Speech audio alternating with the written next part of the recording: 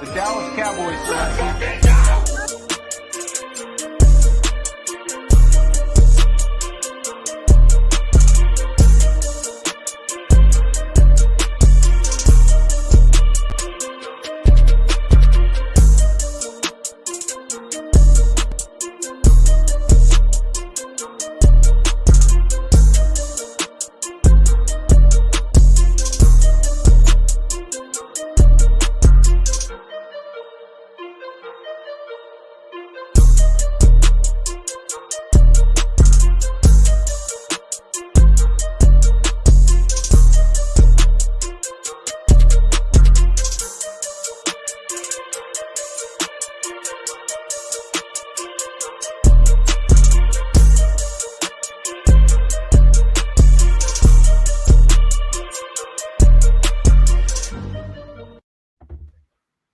What is going on, Cowboys Nation? What's going to start? Affiliate CFO gang members.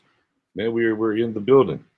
It's time. Yes, we are. It is time. I'm trying to check over here and see what's good and make sure I'm using something new over here, boy. It's super late over here on dadgum YouTube, but I caught up there. We good. There we go. Yeah. All right, we good. Yeah. Man, we are trying some things out. Bear with us, man. We're trying some things out tonight to be ready for that super, as y'all saw at the very beginning, man. That live draft show they're going to be bringing to y'all all 3 days of the draft, man. Super excited. Man, fellas. It's here. You'll see, man. Hey, look, your boy got cleaned up, man. I got the party gear on. You know, man, I'm ready to. We're going to put our stamp of approval draft here about to come up, fellas. 24 hours away. How are we feeling? All aboard! Let's go! All aboard! All aboard! Let's go! Hey, y'all. Listen. It's been many nights, many arguments, many mocks, many discussions, but the picks train has arrived, y'all. And tomorrow night, we're going to see everything coming to fruition that we've been speaking about, man. So I couldn't be more excited. I'm ready. It's draft eve, man. Probably won't be able to sleep much tonight, but we're going to get to tomorrow night, man, and it's going to be fun, man. All aboard, man. All aboard the pitch train, man. The pitch train, buddy. We are in the building, man. We're in the building. Man. We're ready for it to pull in tomorrow. And I mean, hey, look, man, some good verbiage, some good things being talked about, right? They're saying right now, hey, go ahead and pencil it in or pen it in, if you will. Mac Jones is going to be third, and that was big for us. We needed Mac Jones or Lance to go third, so right. Fields was there for the Falcons to take it forward. So that greases the way. Let me get some shout outs, man. Brian Double Beer Games in the building. Jose Santiago said, "Well, check out my guy Knicks." We got both Ryans in the building. Cardi, we got our guy Shane. We got Joshua Parker, Mendoza. We're gonna have a fun time this weekend. Then we got Jeffries in the building as well. We get some of these things out there. So, what nice cut, man. I appreciate it. Man, had to get ready. Cowboys Nation, let's go. You already know what it is, man. Pitch train in full effect. My guy Jeffrey saying, Spoonie, what it do, Spoonie? How we ready? How you feeling, Spoon? Come on. You unmute yourself. It's been a minute. It's been a long time. The back and forth argument between the Team 13 versus Team Horn versus Team Pitts versus Team Trade Back versus Team Trade Up is finally going to come to an end. And all we got to do, Cowboy Nation, is stick together during this NFL draft tomorrow night, right? Mm-hmm. And just embrace whoever that pick is at number 10. And like I said, it's a great pick. Move on to the next. And I'm just too excited. I just can't wait. Yeah, man. I'm like a kid before Christmas. Christmas, man. I can't wait to open up that box to see what's in there. Shay said, you see, they have tweeted out. It said the Falcons are expected to draft Kyle Pitts. Smoke screens. Don't buy it, Shane. Even the owner wants to take a quarterback. Even the owner. They want that hometown kid. All the jerseys they can sell in the world. They want Justin Fields. Let San Francisco do God's work and take Mac Jones for us so they can have Justin Fields and we can move forward.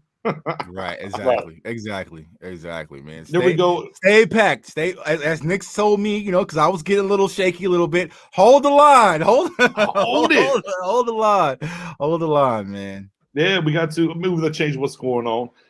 Johnny Diaz says Horn. Yeah, man. Hey, look, and that's the great thing about this, right? man, we can. Oh, and Jose with the says, man, ATL trades down. I mean, I do believe there's going to be another trade in the top 10. I do think that's going to happen. But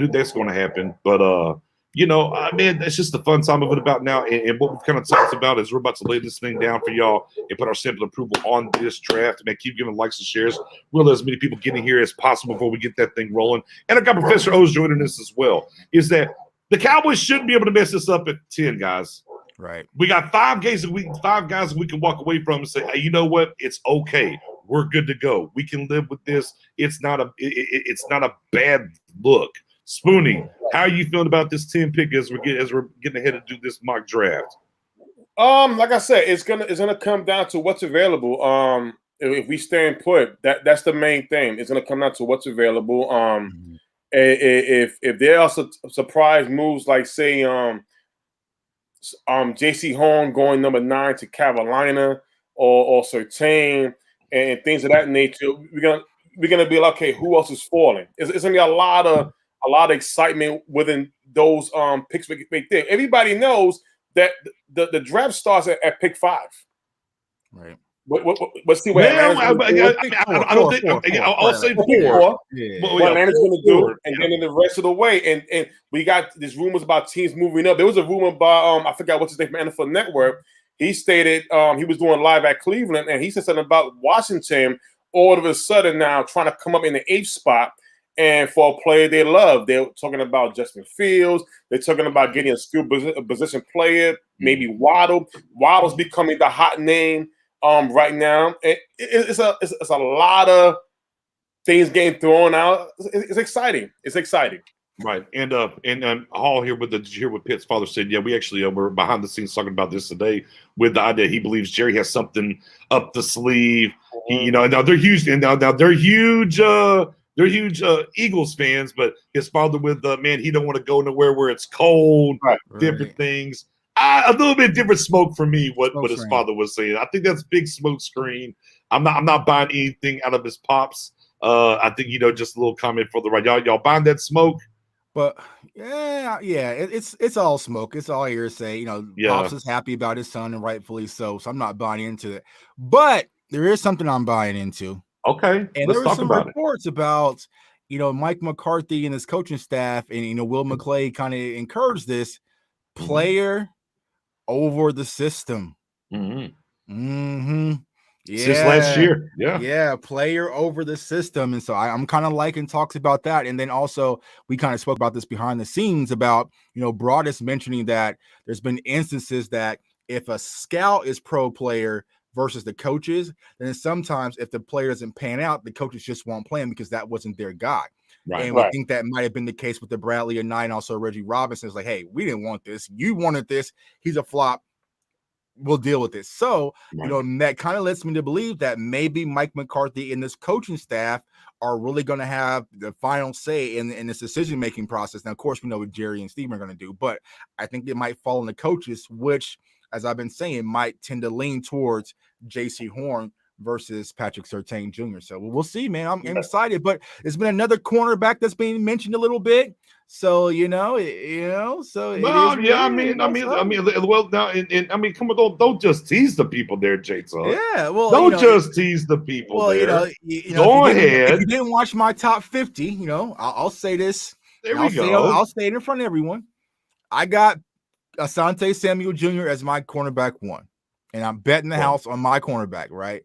And so there was talks today. I think James Slater kind of came out and said that, after the interview, Asante Samuel Jr. was one of the favorite interviews that she had, that the Cowboys are high on him. They got him marked as a first-round grade. He also has the same agent as DeMarcus Lawrence, I believe she said. So, we're starting to see Asante Samuel and Dallas start to link up a little bit. I know Katie Drummond kind of mentioned about Asante Samuel. So a lot of people are starting to mention Asante Samuel. So I went ahead, my QB1, y'all, Asante Samuel Jr. out of Florida State.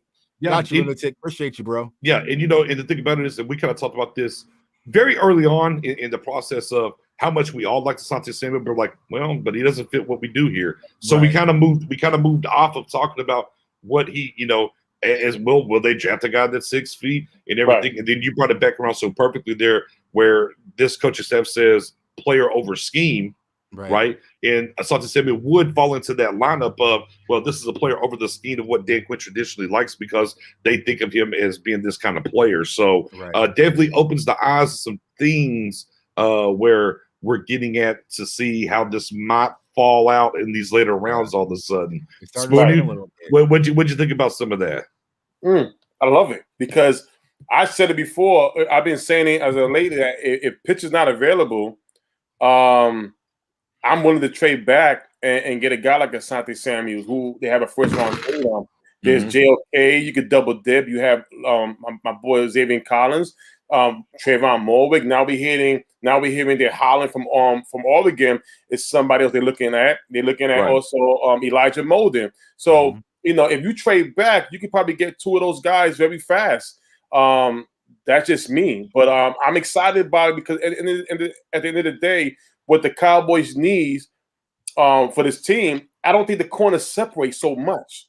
I mean, I think J.C. Horn got a real high ceiling, but and listen, I'm gonna put this out there, y'all. Since Jay Tuck went about some secret, I got a secret too. Oh, I don't want to share. I want to call it. I'm gonna call it a hot take. I'm gonna call it a hot take. One way or another, cornerback Celeste Farley. If the Cowboys don't address that in the first round, I'm telling you right now, he will be. If they don't draft a corner in the first round, Celeste Farley will be a Dallas Cowboy by Friday or Saturday. I'm telling you that right now. He will not get drafted in the first round. Come on, guys. Y'all seen the stuff. Y'all seen the stuff. Come on, man. He's not listening. It's shaped up. The Cowboy surgeon. I mean, listen. That's just me. That is just me. I just don't see him getting out the first round, Spoon. I don't see going the first round either. Remember, BJ, remember that. Okay. Yeah. No. I mean, I feel you. I feel you.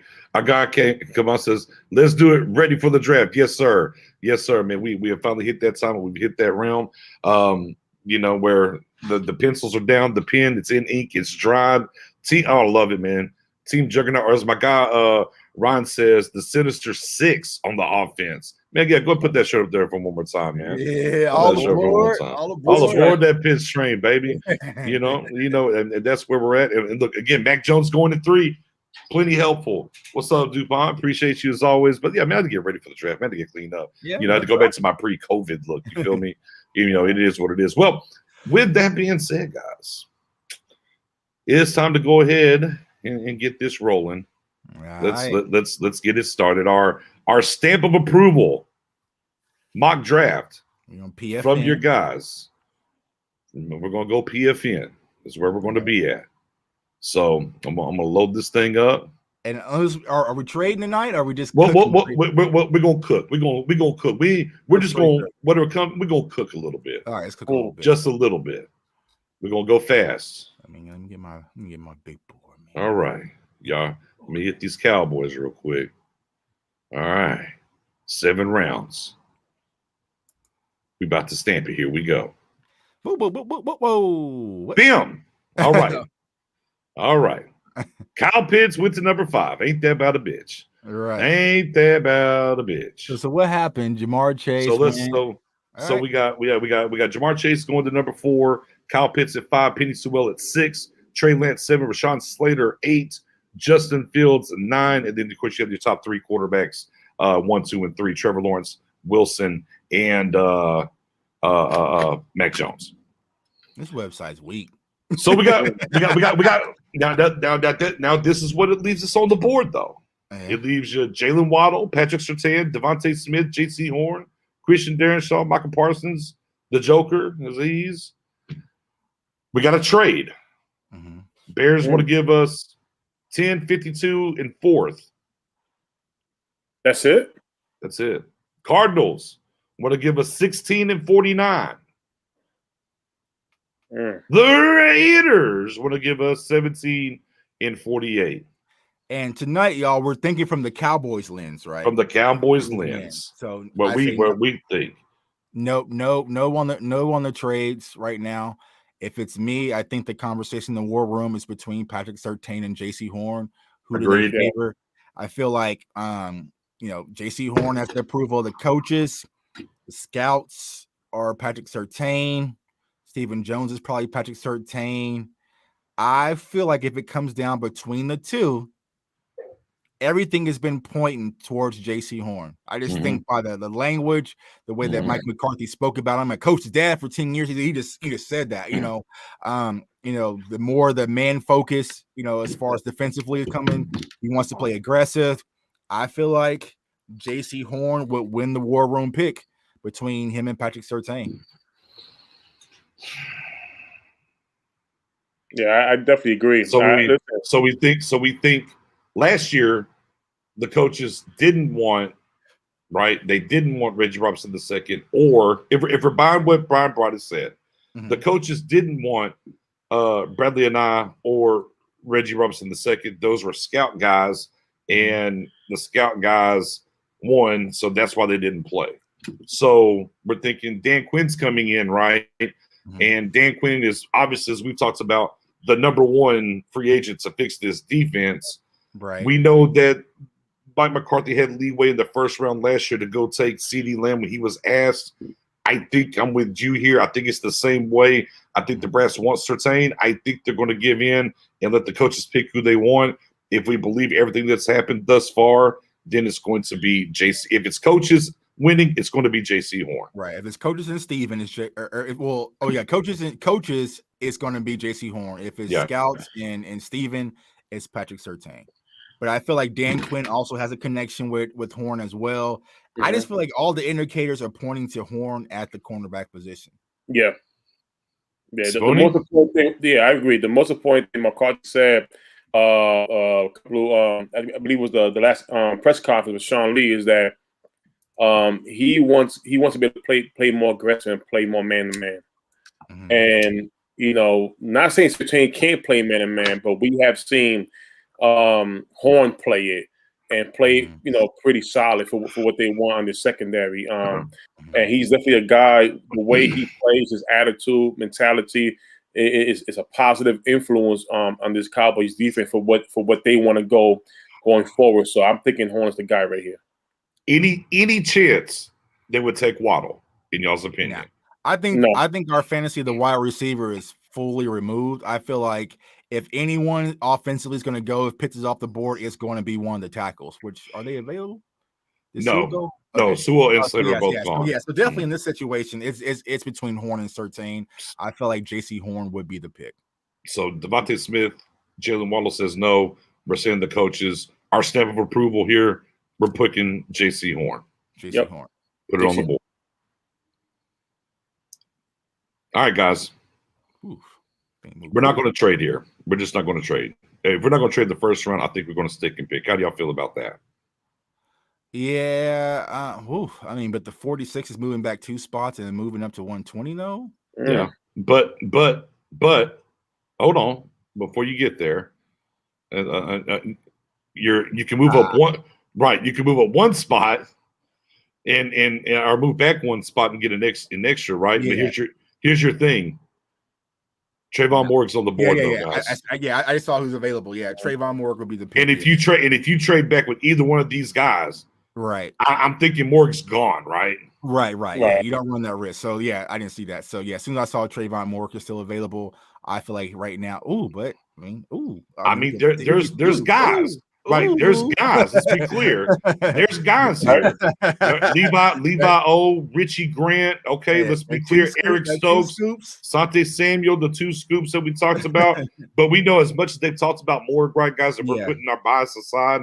If Morg's at the board at 44 and they didn't have to do anything to get him right, they're taking him, right? Right. Hey, who on the board again? Yeah, Trayvon there. Hey, Horn is not wearing one. He already said he wants to wear the 24 like Kobe, by the way, in the comments section. You got Malafanu, all right, the cornerback, Syracuse. Right. You got Levi O, the defensive tackle from Washington, right? You got Wyatt Davis, guard of Ohio State, Richie Grant, safety, UCF, Trey Smith from Tennessee, Eric Stokes from Georgia, Asante Samuel Jr. from Florida State, Ronnie Perkins, edge, Jabril Cox, linebacker, Ellen McNeil. But again, as much as they've already talked about Trey Trayvon, and they had Joe Witt working both of those guys. I just find it hard to believe they would right here at 33. There's no way the Cowboys are passing on him. Right. Yeah. I think they take more easily. Yeah. This is I agree. This is a gift wrap for them. As much as I would lean the other way, but I think the Cowboys would take more. Boom. Yeah, I definitely agree. Let's pull the trigger. Get out of here, trades. We don't care about these trades no more. All right, guys. So we're sitting at 75. Mm-hmm. Okay. We're sitting at 75. We got Jay Tufili, defensive tackle USC. Your guy from FSU, Nazardine. Right. Probably not going that route. A couple old linemen here. Javon Holland's down here now, but you did just take a safety, right? Yeah. Tyson Campbell at corner. If we want to talk about that double dip at corner, I'll tell you what. Let me shoot over here to defense real quick. Yeah, I would be looking personally at linebacker and DT, possibly here. Mm-hmm. Let's see. All right, so DT, you got Jay Tufili, Tommy Tagaya, Tyler Shelvin, Bobby Brown, and Marlon from USC. And then we go to linebacker. Dylan Moses, Cameron McGrone, Chaz Surratt from North Carolina. I'm not big on Tony Fields II personally, guys. Right. I like Garrett Waller and Charles Snowden better than Fields at 123 to be personal. But that's not about me. We're talking about the Cowboys here. I have heard Monty Ross thoughts on him. Do what now? Wilcox is from LSU, right? Right, he's gone. Damn. Yeah, he's gone. He's gone. And your corners, I mean, if you ever had an idea of double dipping in corner, now's probably the time. Tyson Campbell's there. Trill Williams from Syracuse, Aubrey Thomas. But I mean, you're getting in the weeds a little bit now at corner, though. Once you get down there, you can kind of wait on those guys. Yeah. Look at edge real quick. And then, of course, safety. Like I said, safety. You got heated safety still. Let me look at edge. Jordan Smith, UAB. Ellerson Smith, Northern Iowa. Quincy Roach, Miami. Patrick Jones, Pittsburgh. Man, I don't know, guys. I'm leaning towards linebacker, to be honest with you guys. Who's they getting as far as linebackers again? Would you consider Brady Christensen here at offensive tackle? I just think with how shallow the linebacker room is getting, they're going to have to address. I know, Nick, you kind of been out on that, right? Taking the top. I don't think they're going to do it here, but I mean, it's getting low. It is getting low, but there's so much more there. Value. If you want someone's going to have some value, you're going to have to either go with Surratt, Moses, or McGrone. Is Browning still there? No, you got Fields II, Monty Rice, Garrett Wallow, Charles Snowden, KJ Britt down here in the weeds. It falls off a cliff. It falls off a cliff. I mean, but you're still reaching here though at linebacker as compared to defensive tackle. I mean, we go Jay Tufili right here for USC, who's 58. Mm-hmm. So I mean, it just depends on where you want to go here. Yeah, I think is Jay a one tech that you believe in enough? No, and the reason why I'm kind of holding off on defensive tackle because I see some kind of in the trenches that I feel like we can circle back and get in 99, but that linebacker core falls off quick, man. So okay, so you're thinking reach here. Okay, we're thinking reach a little bit at 75. So we're thinking, who are you thinking? Dylan Moses, McGrone, or Surratt? For me, I like Dylan Moses, but my concern with him is that he almost quit football because of the injuries he sustained in Alabama. So I mean, don't get me wrong, as far as talent, he's there, but I like Surratt. I like Surratt out of North Carolina, the way he came on from quarterback playing the position. He's fast, he's big.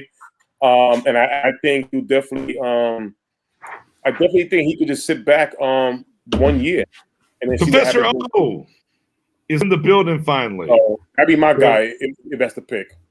All right, Professor O, let's get some fresh commentary here on where we're at and see what you think about this board as we're in here, right? So with the first round pick, we took J.C. Horn. We said the coaches win their bet. Pitts was off the board. Round 2, right? The safety falls into our lap, right? The safety falls into our lap. And Trevor Morig, right? So here we are now at 75. What are you thinking here? What are you thinking, Professor? I guess you had a chance to hear. You've been in the back room a little bit. Sorry about that. I was on the other page. Yeah, no, it's okay. So obviously my guy Javon Holland's there, but you're not going to double dip his safety. So I think Jay Tufele is too hard to pass up here. He adds an interior pass rush. He's also a good run stopper. We need defensive tackle help. I could be swayed to go linebacker. I like Jay Tuck's point that the linebacker group's kind of getting thin now. So Chaz Surratt would be an interesting player. But if it was up to me, I'd go to defensive tackle and take Jay. We're at a deadlock, guys. Yeah, this is a war room. We're at a deadlock. Yeah, because I feel like if you don't dress the linebacker here, give me the side. Give me the measurements on. Give me the measurements on Jay Tufele real quick. Just refresh my memory. 6'3", 305. That's lame. It's about average. They're going for 6'4", 6'5". I mean, it's. I mean, remember, Tristan Hill and Gallimore is about the same size, and they addressed it. 2 DTs this year on the 6'5". They want to get along, but it's not like I say. If Professor O is basically saying the value there, you have to consider the value of the DT at this pick. But Tuck saying the linebackers getting thin, that's another thing. Out of the linebackers, I like Dylan Moses, but I'm quitting football, stuff like that. I'd rather go with the Rock, in my opinion. But value. Here's where I would go, because as much as I love Cameron McGrone, he's green, he's a project. You have Dylan Moses, you know what I'm saying? Like Spoon just mentioned all about him. I like Chaz Surratt. I think if the Cowboys were going to go linebacker, Chaz would probably be the pick. Right. But just like Professor Otis said, like, can you really pass up on the value of having Jay Tufele, fall right for you at 75? Plus you have 99. So. But it's like, how important is the defensive interior to them? I mean, the run defense, we heard about it, but I think you walk away with Jay Tufele here, and then you roll the dice. Okay, I'm cool. I think front seven, and let's go. Or do we look at Brady Christensen? I mean now, and that's what I brought up earlier. Now here's your offensive. Let me get you your offensive lineman here real quick, right? And if we're going to talk about specifically offensive tackle, Spencer Brown, Northern Iowa, Walker Little from Stanford, Brady Christensen from BYU, and then Jackson Carmine from Clemson. So I'll give you pause here. It's at 75, saying maybe you need to go there. I would go. All right, I'm going with Tufele. I'm going with Tufele. Well, damn it. No. I'm trusting my gut. I would go with linebacker here. I would go with Chaz Surratt out of North Carolina here. Okay. Spoony, who you going with? I got Chaz now, but I'm mixed. I like what Professor O was saying, the value to Philly, but the linebackers are getting very thin. Now, if you do a pass on Jay Tufele, is there another guy, if we go linebacker, is there another DT that we can see that we can get later on? Yeah, I see him right below, which is, Yeah, but we're picking here pretty quickly again, right? But okay, Professor O, who's your pick here? I'm still going with Jay, and again, the reason for it, the value is extremely high here, and the other thing is he's the only one of the two guys you're considering who has a legit chance to start. Sure. Chaz is not going to start over Jalen. He's not going to start over LVE. Keanu Neal brought in to be the will, so he's not going to start. Yeah. And even if he does play, we're going to play nickel at least 60% of the snaps. So I think Jay's the guy that's going to contribute more year one. Now, long term, Chaz may be the better pick, but Jay's going to give you immediate value. So that's the route I'd go. Good point. Let's roll Tufele here, guys. All right, let's roll Tufele. Let's roll Tufele. See what happens. Let's roll Tufele. See what happens here. Oh, get out of here, Atlanta. We don't want your trades. Yeah, get out of here. Ooh, look at there. Bobby Brown, Marvin Wilson, some guys still there. Chris Tonger, yeah. Oh, but look. Hey, we win. Hey, there we go. But we rolled the dice, though. Right? We rolled the dice here. Surratt's still there. Cameron McGrone's still there. Monty Rice is there. Snowden, Wallow. If we get over here to offense, no, nobody worried about no Kellen Mond. Get out of here. Offense second not dried up, guys. You got Deontay Smith out of East Carolina and Stone Forsythe out of Florida. That's the one that definitely kind of dried up a little bit. Adrian Ely as well out of Oklahoma. Guard-wise, we're looking at Kendrick Green, Illinois, Deontay Brown, Alabama, Royce Newman, Ole Miss, and Aaron Banks, Notre Dame. And Hainsey's still on the board as well from Notre Dame. Yeah, I think I can probably hold on Hainsey. I'm rolling it. We rolled the dice. We won. I'm taking Chaz Surratt out of North Carolina. Yeah, I'm Chaz. You got a chance to take a Darius Washington here, though. I feel like you don't need him now since you got Morg, though. You think okay? Yeah. Yeah, I'd go Chaz here too. Okay, all right, guys. All right. I'll ride with the crew. Right. Riding with the crew. Let's go. We're hitting that Chaz Surratt up. All right, 115. All right. My guy Andre Cisco's on the board. Oh, yeah, I lost out on Washington. Edge, we're looking at Patrick Jones. Shaka Tony's down there as well. Defensive tackle. Now you still got Marvin Wilson and Bobby Brown. Right. Okay. Linebacker, you're still pretty in good shape if you want to double dip at any point out to be right now. The Monty Rices of the world, the Garrett Wallers of the world, the Charles Snowdens of the world. Can I tempt y'all at wide receiver? Mm-hmm. I was gonna. That 137 right there. Yeah, can I tempt you there? I mean, you have a Tutu Atwell, right? Ant-Man from Louisville. We got Seth Williams as Anthony well. Schwartz. Jalen Darden, North Texas, is here on the board. Anthony Schwartz, Flash. A lot of options there. Maybe you don't need to pull the trigger. Well, what our next one's like 222. What's the next one? 227. Okay. Where we at? We're at 115. So we're at 115. Okay, so we got 138 coming. Okay. So here I am looking at offensive line. I would consider Robert Hainsey. Okay. Here. What about Adrian Ely, Oklahoma offensive tackle? Adrian Ely. Let's see. I'm trying to see. Well, I can't see that little thing popping up. Here, can I make it a little bit bigger for y'all? Hold on. You're good. No, that's just that ad that was popping up. I couldn't see. I was gonna say, how about that? Does that make that a little bit better for y'all? You can't see our beautiful faces though. I know it. We'll have to suffer for a minute. Let's see. You have Landon Young, Josh Ball out of Marshall. Yeah, I would go. Let's see here. I don't think they would double dip at tackle. Okay. Yeah. Patrick Jones.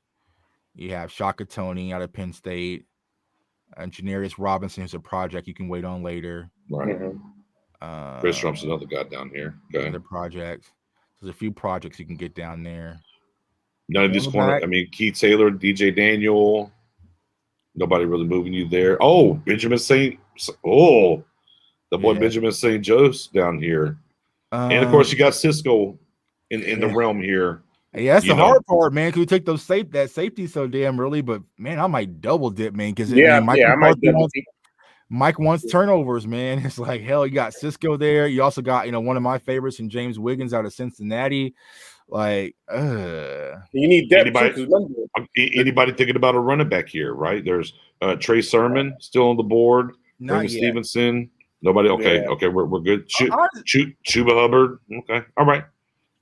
Matt Owen, what you think right here? What are you feeling for the Cowboys? I mean, it's tempting. There's a few different routes we could go. I think we need to look at offensive tackle again. It's hard to pass up Andre Cisco value-wise, but then you look at what's he going to do year one? Like, unless you're saying Donovan Wilson's not starting and Merrick's going to start over him, which maybe would be the case in a few years, who knows? Then it might be a little bit exciting. I love Cisco. I'd have a hard – see, I had to pass on Holland already, and now I have to pass on Cisco, so you're kind of making it brutal here. Defensive tackle, there's still some good players available. I think I saw Tuck's boy Marvin Wilson still on the board. He's still there. Yeah, there's 2 or 3 defensive tackles I'd look at. I saw Twyman still available too, and he'd be really interesting, especially coming off an 11 sack season in 2019. I think I would take Ely here, but Cisco would be the other guy I'm deciding between personally. Sponey, would you go Ely or would you go Cisco here? I like Cisco only because we're not sure if Donovan Wilson going to be here next season. His contract's coming up, and you also got Kazi not here as well. So if Cisco, like I said, like Professor O just said, Cisco Valley's too high. He does fit the scheme. He has played that single high safety the way the Cowboys, the way Quinn played the Seattle scheme. So I'm going with Cisco. Too hard to pass up for me. I'm going with Ely, man. I mean, hell, the Yeah, Cowboys I'm with you. Position in this many Let me- years, he's going to double dip at it. Let me bring my face. Let me bring my face back in here, man. I think I'm with you on that one, Suck. I think I'm Ely. And look, and I'm a Cisco guy. I had to fight some Cisco people early on, but man, you know, with Trayvon falling to us where he did, and there's Ely right there. We do need some kind of protection, a little bit of youth at the tackle position. Right. Man, we're going to roll the dice and go Ely. You got to ask this though. Here's what you got to ask: If something, God forbid, something happened with Tyron or Wilson or Kazi, who has the greatest chance to start, Cisco or Ely? Ely. Yeah, probably Ely right away. I still think Ely because Jaron Kearse's pickup. You got to keep in mind he played for George Edwards, Minnesota. He's 6'4", good size. Had actually graded out pretty well the last 2 years too. He's not a long-term starter, but I feel more comfortable with the depth at safety, especially now that we have Merrick, than I do at offensive tackle still. Because we have Ty and Secchi, and I mean he's 35, kind of a journeyman. But you know, hey man, they might be just all. But this Cowboy front, there might be one of these drafts like the Panthers last year. Man, we're just taking defense be damned. Right. And we're going to plug as many holes. We're just going to take value no matter what. So there's the other side of the argument for Cisco. I kind of lean Ely here, but I could see Cisco being the pick as well. All right, but we're going to put our pencils down here. We're going to put our pens down. Wait. This is the war room right here, right? So we got to slap high fives and do the jelly thing. We got to do all that stuff here after you make the pick, BJ. All right. Okay. Well, last round, Professor O, your final thoughts and your pick here. I keep going back and forth. I would go Ely just because I think it makes the most sense practically. If it was up to me, I would take Cisco, but I think the Cowboys would take Ely. Spoony. Cisco. J Tuck. Ely. Sorry, Spoon. I think here. I think Ely's going to be the pick, and it hurts me to Mike say it. McCarthy said about the offensive line, man. Like it's just freaking Bucks guys. Yeah. See, look, and then the Chargers run 2 picks before. See, that's what you don't get when we don't get you. Go ahead and get your toys, man. Took all my toys, man. Yeah, wide receiver got gish. Stupid offensive tackle. Yeah, they got gish. Oh, wait. Hold on. Yeah. No. Shh. That's all right. Right. We good. Hey, fam, we good. We good. Right. Yeah, I mean, you know, if you want to run it back though, Chuba Hubbard's still on the board here. You know, Jared Patterson, Elijah Mitchell. There's a couple good running backs. Yeah, definitely some good running backs. I'm going over to still got Hainsey on the board if you want to do some damage on the interior of the offense. Right. Let's get back over here to defense real quick and let me just see something. I would look at edge possibly here. Yeah, I'm just saying, boy. I'm just saying if Marvin Wilson's on the board here, I don't know how the Cowboys will pass on him. Right. I'm just going to keep it 100. But let's go look at edges. All right. Ace from Notre Dame, Dale O from Vanderbilt. Notre Dame's other guy. And I've watched some of his tape. He's an interesting prospect. Don't even ask me how to say his name. Cam Sample, Tulane. Shaka Tony's still on the board. Robinson as well from Florida State. We're kind of getting down to the Joes a little bit. Linebacker-wise, I mean, we still got Wallow. We still got Snowden there if you're thinking about it. The double dip on corner. Well, I mean, Benjamin St. Juste still there from Minnesota. I'm with you. DJ Daniel. It's too hard to pass up on Marvin Wilson sitting right there in your face. I just don't see it, right? I mean, guys, Matt O, if Marvin Wilson's here at 138, do you think there's any way the Cowboys pass on him? No, I don't. Sponey, what do you think? Starving Marvin, let's go. Yeah, let's see. Okay. Yeah, I think there's I mean, look, and there's reports out there they might take him in the second round. If he's sitting here at 138 guys doing our due diligence and whatnot, there's just no way. There's just no way. Right. Boom.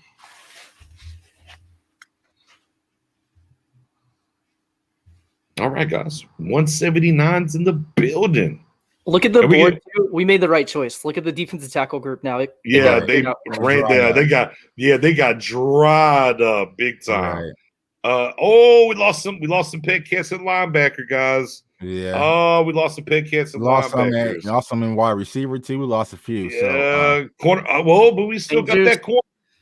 We got St. Juice there at corner still. Safety. Yeah, man. You know, let's hit this offense, though. How about wide I'm receiver? gonna hit this old guard just to see.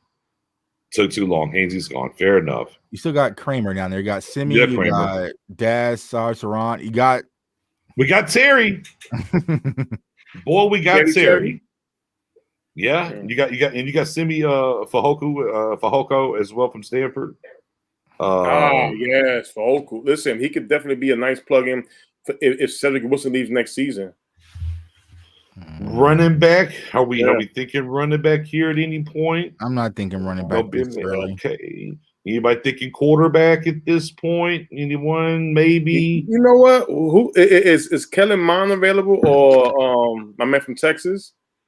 Sam Ellinger's there. Sam Ellinger's there. Kellen Mond is gone. All right.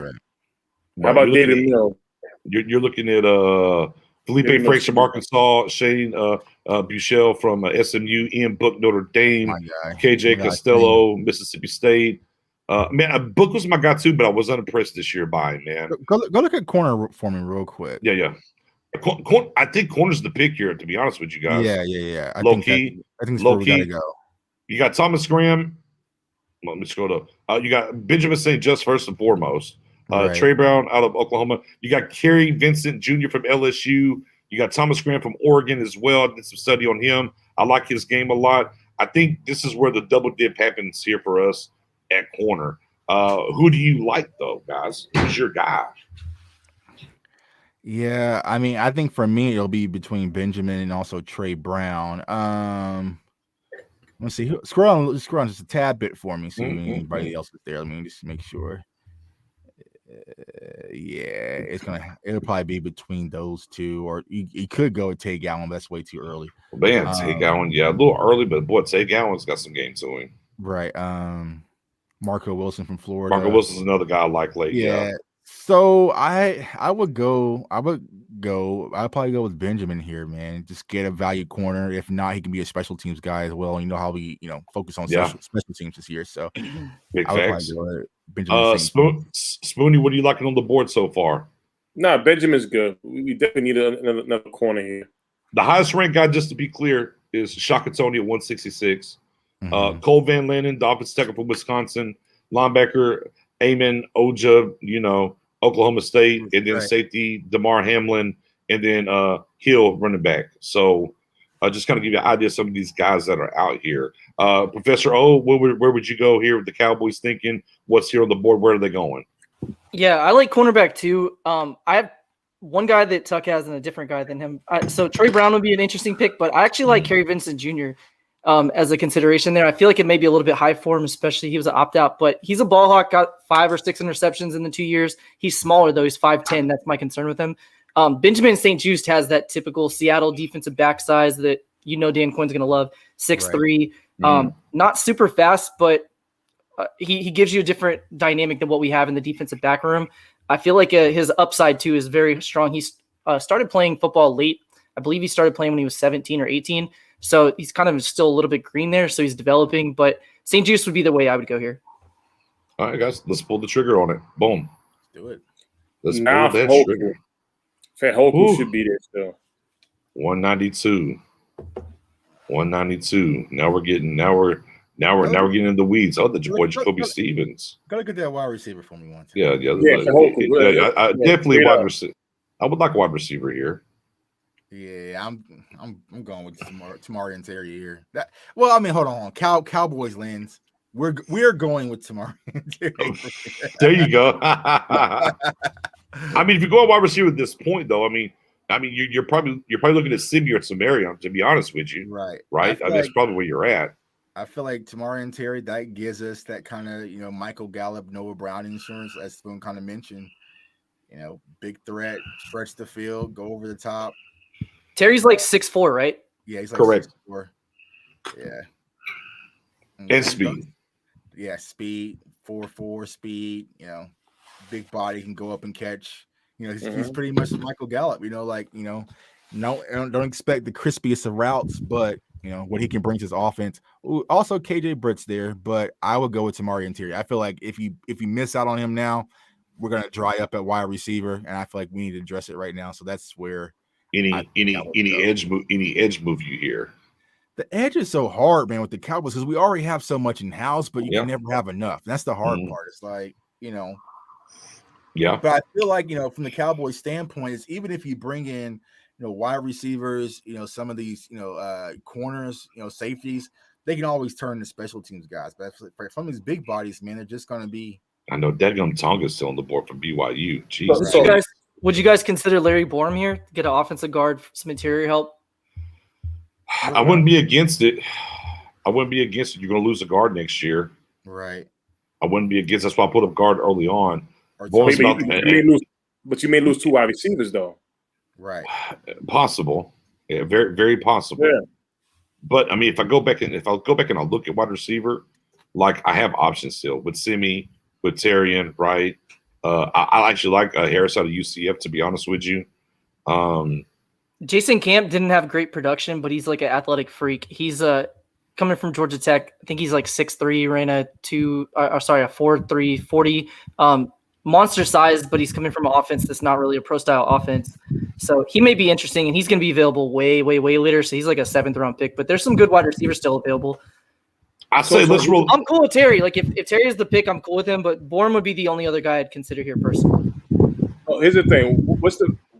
Whose value is higher as of right now, the guard or the receiver? If we got a choice with the receivers, then we go guard here. If there's only one guard that we like over here, I say go with the guard and then get receiver the next pick. Yeah, Bourne's 185. I'm sorry, not 196, I think. And the wide receivers that we're looking at in the 200s.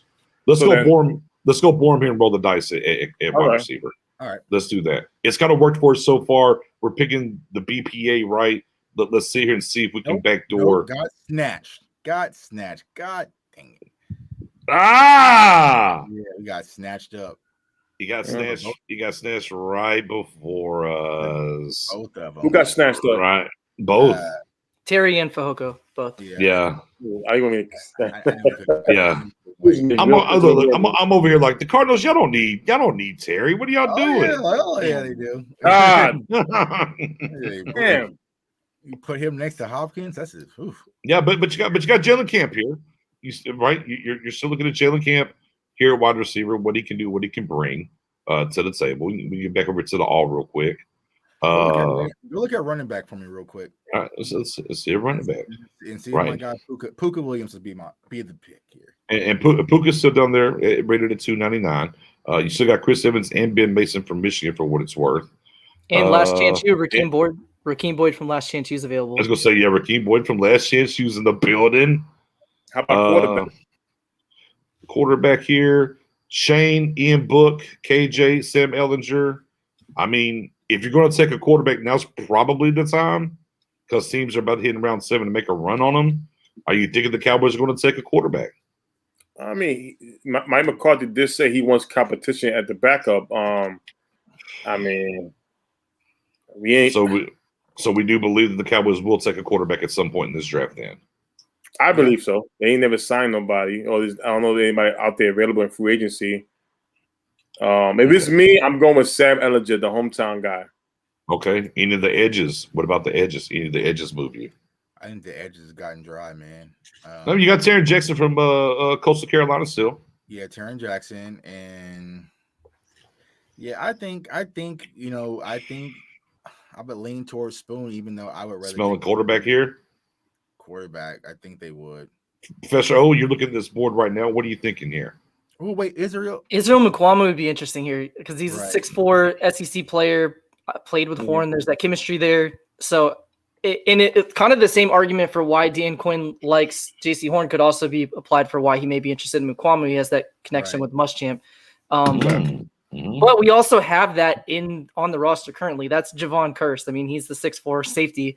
Right. But he's a converted cornerback. So and again, only a 1-year deal for him. So you can let him walk, and this guy's here cheap for 4 years.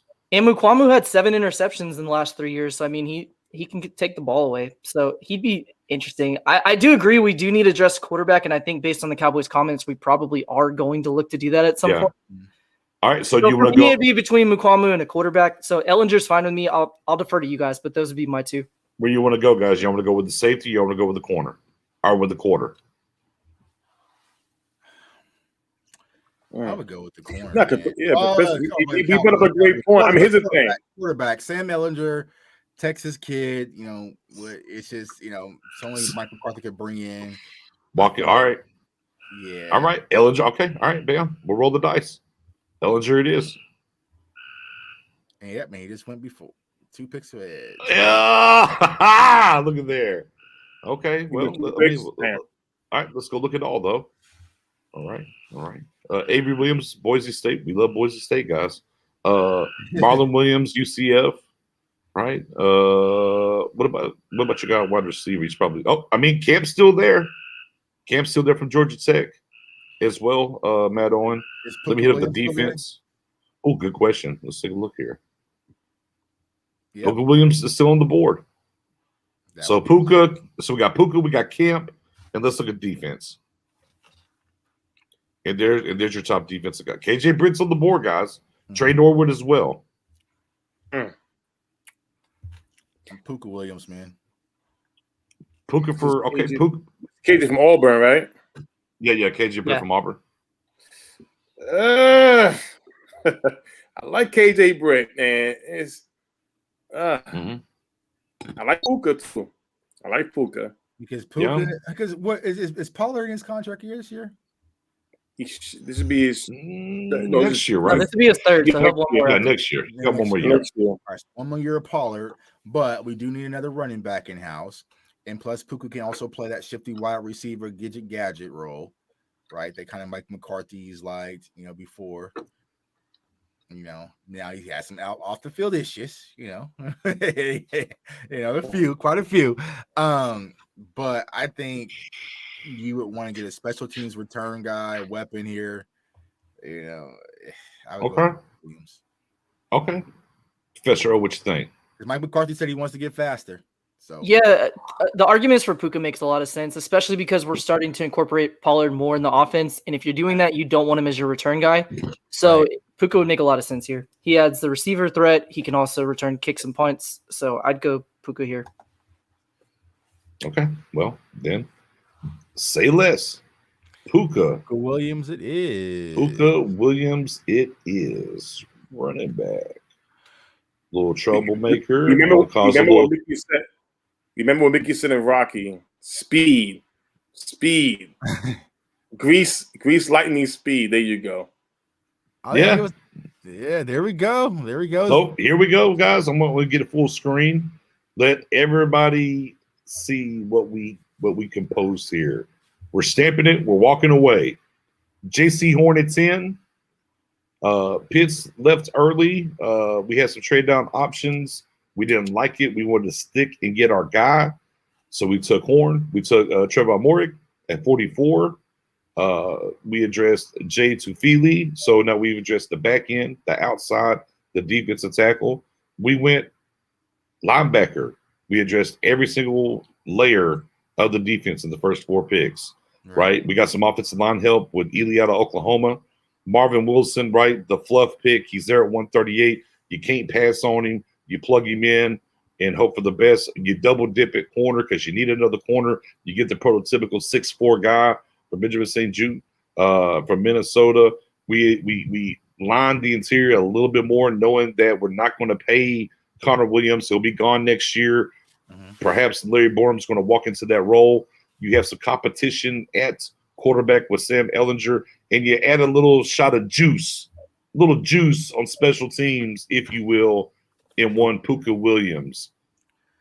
If that's the draft, guys, okay. Now they can see our beautiful faces. I mean, guys, I think we walk away from the draft thinking mission accomplished, yes? Yeah, I agree. Listen, you no. Wait. I think Jay Tuck is on this. Was it unseasoned chicken for you? Yeah, it was very unseasoned, but it's efficient, man. You got a dog. It's Raising Cane's. You got a dog. He wants that You no. got your dog. You got no blooded in the building even. Yeah, so it's efficient. I would say it's an efficient draft, man. Like we did what we had to do because we didn't do anything in free agency. So Paul Go says not mission accomplished. Okay, well, where did the Cowboys go wrong there then? Mendoza's going to love it, of course. Horn was a brilliant pickup, easily one of my favorite guys in the draft. And we're going with who we think is going to win. Professor O, break down this draft here. What do you think? I'm with Tuck. I mean, I'd be fine with it. I don't think I love the draft, and it's one of those things. That's why I love doing mock drafts, because it gives you an idea of what may happen in the real draft. We took Merrick. We're happy with him at 44. Like, I can't believe he fell to us. And then 2 straight rounds, we had a guy that we would have loved to have it. Right, and I think that's what threw it off. I think the Morgue pick for a lot of us kind of was like, I mean, the Cowboys would do it, but for me personally, it's kind of, because if we would have got Andre Cisco or Asante Samuel or Javon Holland or I think the Morgue pick was kind of dry. And again, that's why we put our Cowboy draft caps on. Exactly. And what they would do. Yeah. I do think that the first 2 picks are what they would do if the board fell that way. And you can't worry about what happens afterwards. I mean, you have no control of how the rest of the draft's going to fall. So I'm not mad at our picks. I do think our top 3 picks are going to be day 1 starters or at least heavy contributors. And then our 4th and 5th picks are going to play quite a bit. So overall, I'd be pleased with the draft. I'm just like, it's a B. I'm not mad. I'd be happy with it. But I think we got 4 solid players that's going to be able to contribute this year. I'll say that. So it's like I said, it's efficient. Was it exciting? It's like, all right, I mean, Horn's going to start, right? But we got the dog, right? That's what everybody wants. We got the dog. We got the dog. We got some interior. We got some interior defensive line help. We got a linebacker. We got a safety. I mean, we got everything that the Cowboys fans want on their wish list. We got offensive line help. I mean, we checked all the boxes. It just, I don't know. It was. Hey, look though. Whenever you draft a defense, though, there's not a Jalen Ramsey. There's not a Chase Young. There's not an Aaron Donald. It's not going to be sexy. Right. I mean, this is what it boils down to. Like when there's not people there, it's just not going to be sexy. It's like, hey, man, you got to take what happens and what's going to fit. It's like the Mortal Kombat movie. I mean, it wasn't horrible. It wasn't great and amazing, but it did what it needed to do. Again, the first to get Marvin Wilson where he's at, when he has the potential to be a first-round pick, you got to be happy with that. You got your horn. That's a Dalton horn. You got Trayvon Morwig, all right. Like Professor O said, everybody's not so excited about him. Some consider maybe one Elijah Molden, which I like Elijah Molden more better. Or Davis Washington was available, but we went with the best available. To get it, Jaden Feely from USC. The value there, you had to take that. But then you got lucky. You got Marvin Wilson. Now, Chassa Rapp, he's a linebacker that's rising. Big linebacker, very fast. He's going to take a seat, but at the end of the day, his potential is very high. So in this draft here, I would say nothing's ever perfect, but for whatever the Cowboys want and need for this team to get better in this new scheme, I think it was a very good draft. What I love about it is I love the defensive tackle room moving forward. So that's a position that's been a big area of need.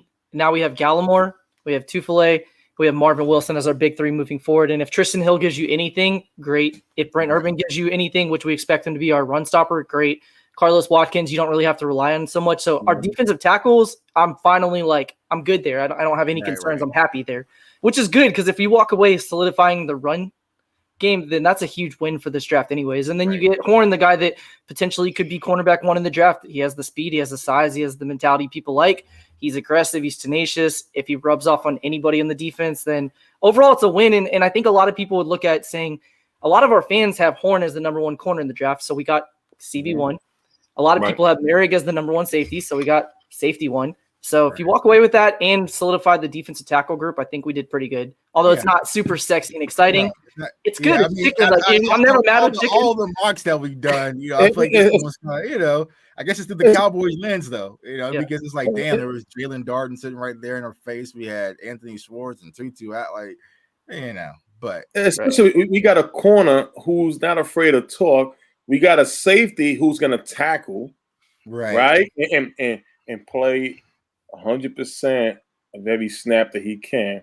So until he signs them a dotted line, you never know. There's nothing wrong with these picks at all. I will admit the Trevor Moore, you guys know how I feel about him. I'm not so high on him.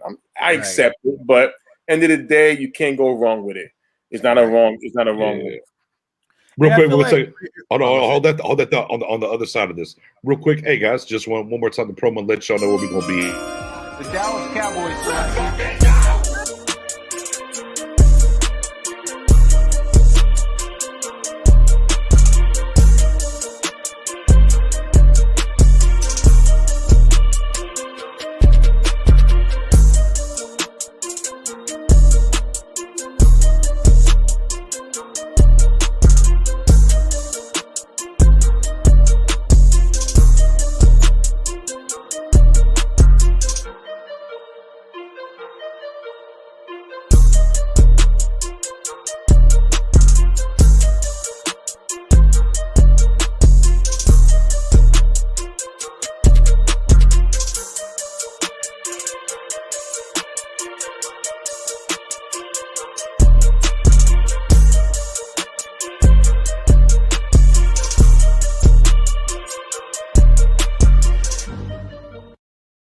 Yeah. Oh, make sure y'all tuned in. Man, we're going to be live. The four faces you see here is going to be talking to give you stuff. We're going to have more people on throughout the process. We're going to bring some of the fans on there, let them give some of their live reactions to what's happening, no matter how unseasoned this chicken may be. On the other side of that, J Tuck. J Tuck. Yeah, I had to hold you up there, J Tuck. But go ahead and finish with your comments now, brother. Well, I think what I was saying, it kind of sets the sentiment for, focusing on the defense. I think we've heard, Dak Prescott was saying, focus on the defense. So I think that this draft, shows that the Cowboys are putting the emphasis on defense this year.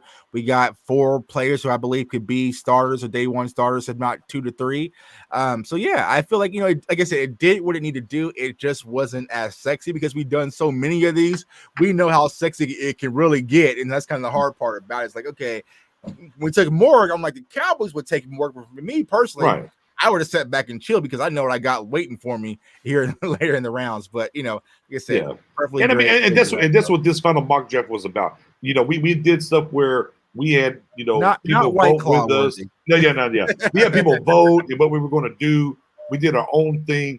This was looking at what was happening, what felt to the Cowboys, and what we think the Cowboys brass are going to do. Surtain, as Danny Fenton said, Horn was flagged 3 times before you finished this mock. He might have been. I'm not saying that he's not. But what we're looking at is when you're talking about Surtain, the second, PS2, we're talking about Horn, and what we kind of know in the brass tacks are owner or excuse me, not owner. Let me say son of owner and scouts are kind of Surtain, but the coaches are Horn. We think the coaches are going to win out, and that's why we went with Horn there over Surtain. You're right, because this is what we think the Cowboys are going to do, not so much of us. And that's why Jay Tuck's over the little salty. Because let's say, man, it's gonna be rough though when it's 3rd and 15 and we just need to get the ball back, and all of a sudden we see JC Horn saying, "What? I barely touched it." Like oh, bro, like what are you doing? I got an extra question. Now, Dak says no defense, right? Do you believe that? Do you believe? I mean, we know we need defense, but as fans, you think the quarterback would say, "Go address all defense"? Bro, you don't think that there's a little a lot of that going around? You don't think that? Oh, yeah. I mean, listen, you can still address defense with the 9 other picks. No, and look, and we preach that around. We preach that around. We have preached that around Cowboys Nation starting from January and everything. Whether it's an offensive tackle, whether it was a Pitts, whether it's a Waddle or a Devontae Smith, just throw it out there. Right. Like whatever you do in the first round does not mean you can't fix this defense. We know that. Like the meat, and we talk about all these different prospects and whatnot in rounds 2 through 4, where we have 5 picks and we can get 3 guys and we can move up and get 3 high guys in those 3 rounds. Of course, you can fix this defense and do certain things, but again, it just depends on what boils down to 10, right, and what happens there, and then the guys that they're looking at. Look, this is a perfect draft for me. If let's just call it, and Pitts is your first round pick. It's number 10.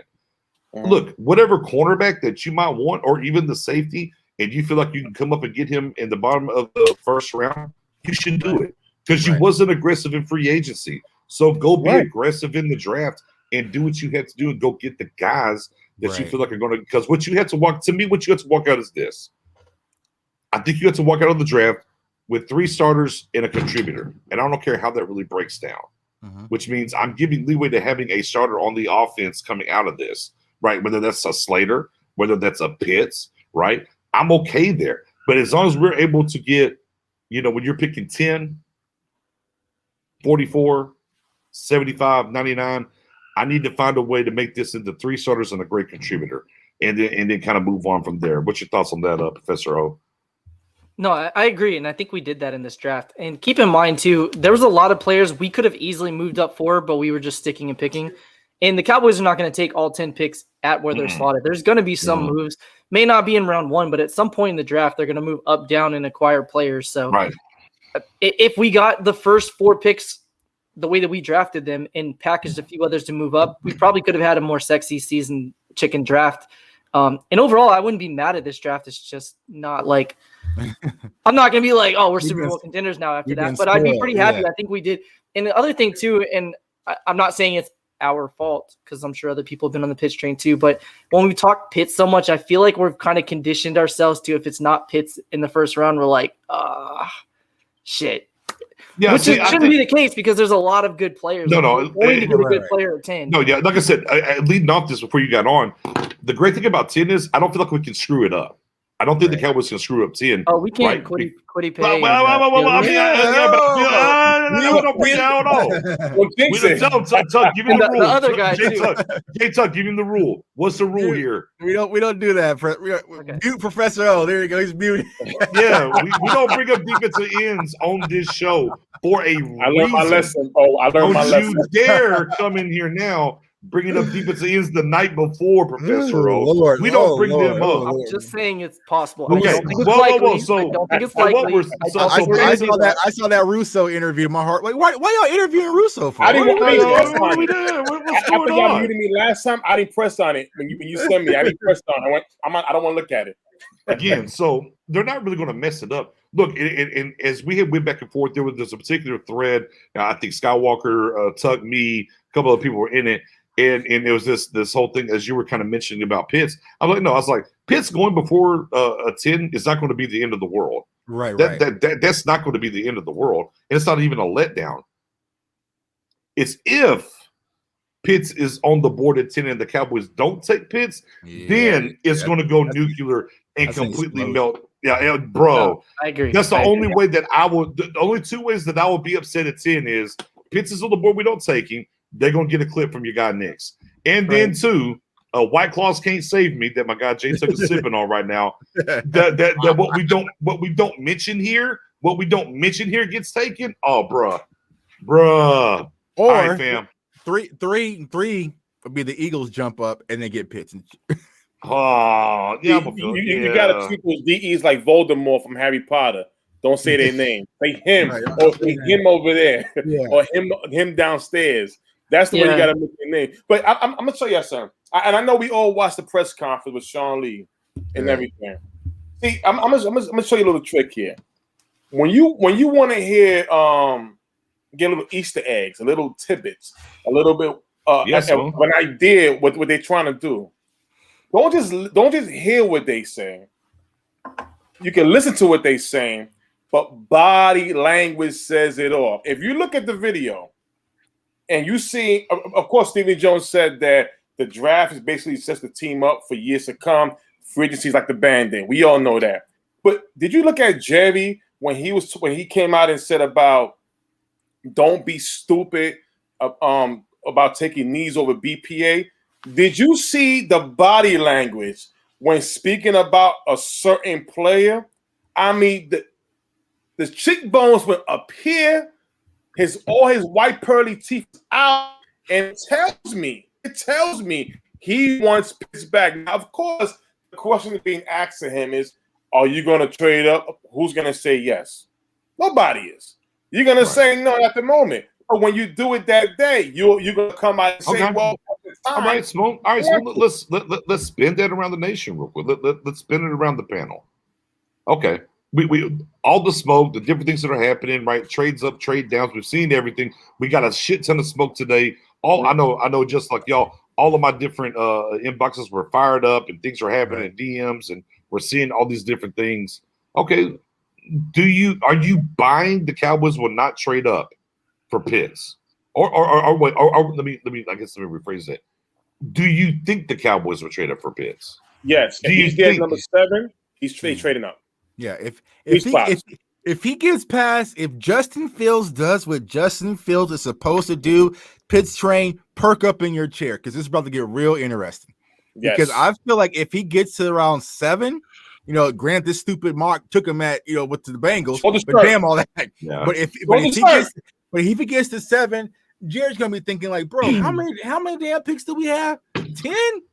You mean I can't? Because we heard conversations about the Lions possibly wanting to trade up to get Chase or a wide receiver. So bro, y'all can still get y'all wide receiver. It's gonna be 2 of him and Smith and Waddle sitting here right available at the 10 spot. Just swap me out real quick and let me go get Pitts. I'll give you an extra third or whatnot, something next year, and go and get that done. So I feel like if it gets within reach, the Cowboys will. I'm not buying that. No, we're not gonna. 4, no. 7, 8, 9, absolutely. Because Jerry's gonna be sitting there thinking like, bro, he is right here. I can go get him. So, yeah. I mean, and again, and to remind everybody that's listening, it only costs you a 3rd round pick to go from 10 to 7. It only costs you 75. That's it. And then once you get to 8 and 9, it's not going to cost you as much per se to go up. For what it's worth. Professor O, do you think if Pitts makes it to 7, the Cowboys will entertain the idea of trading up?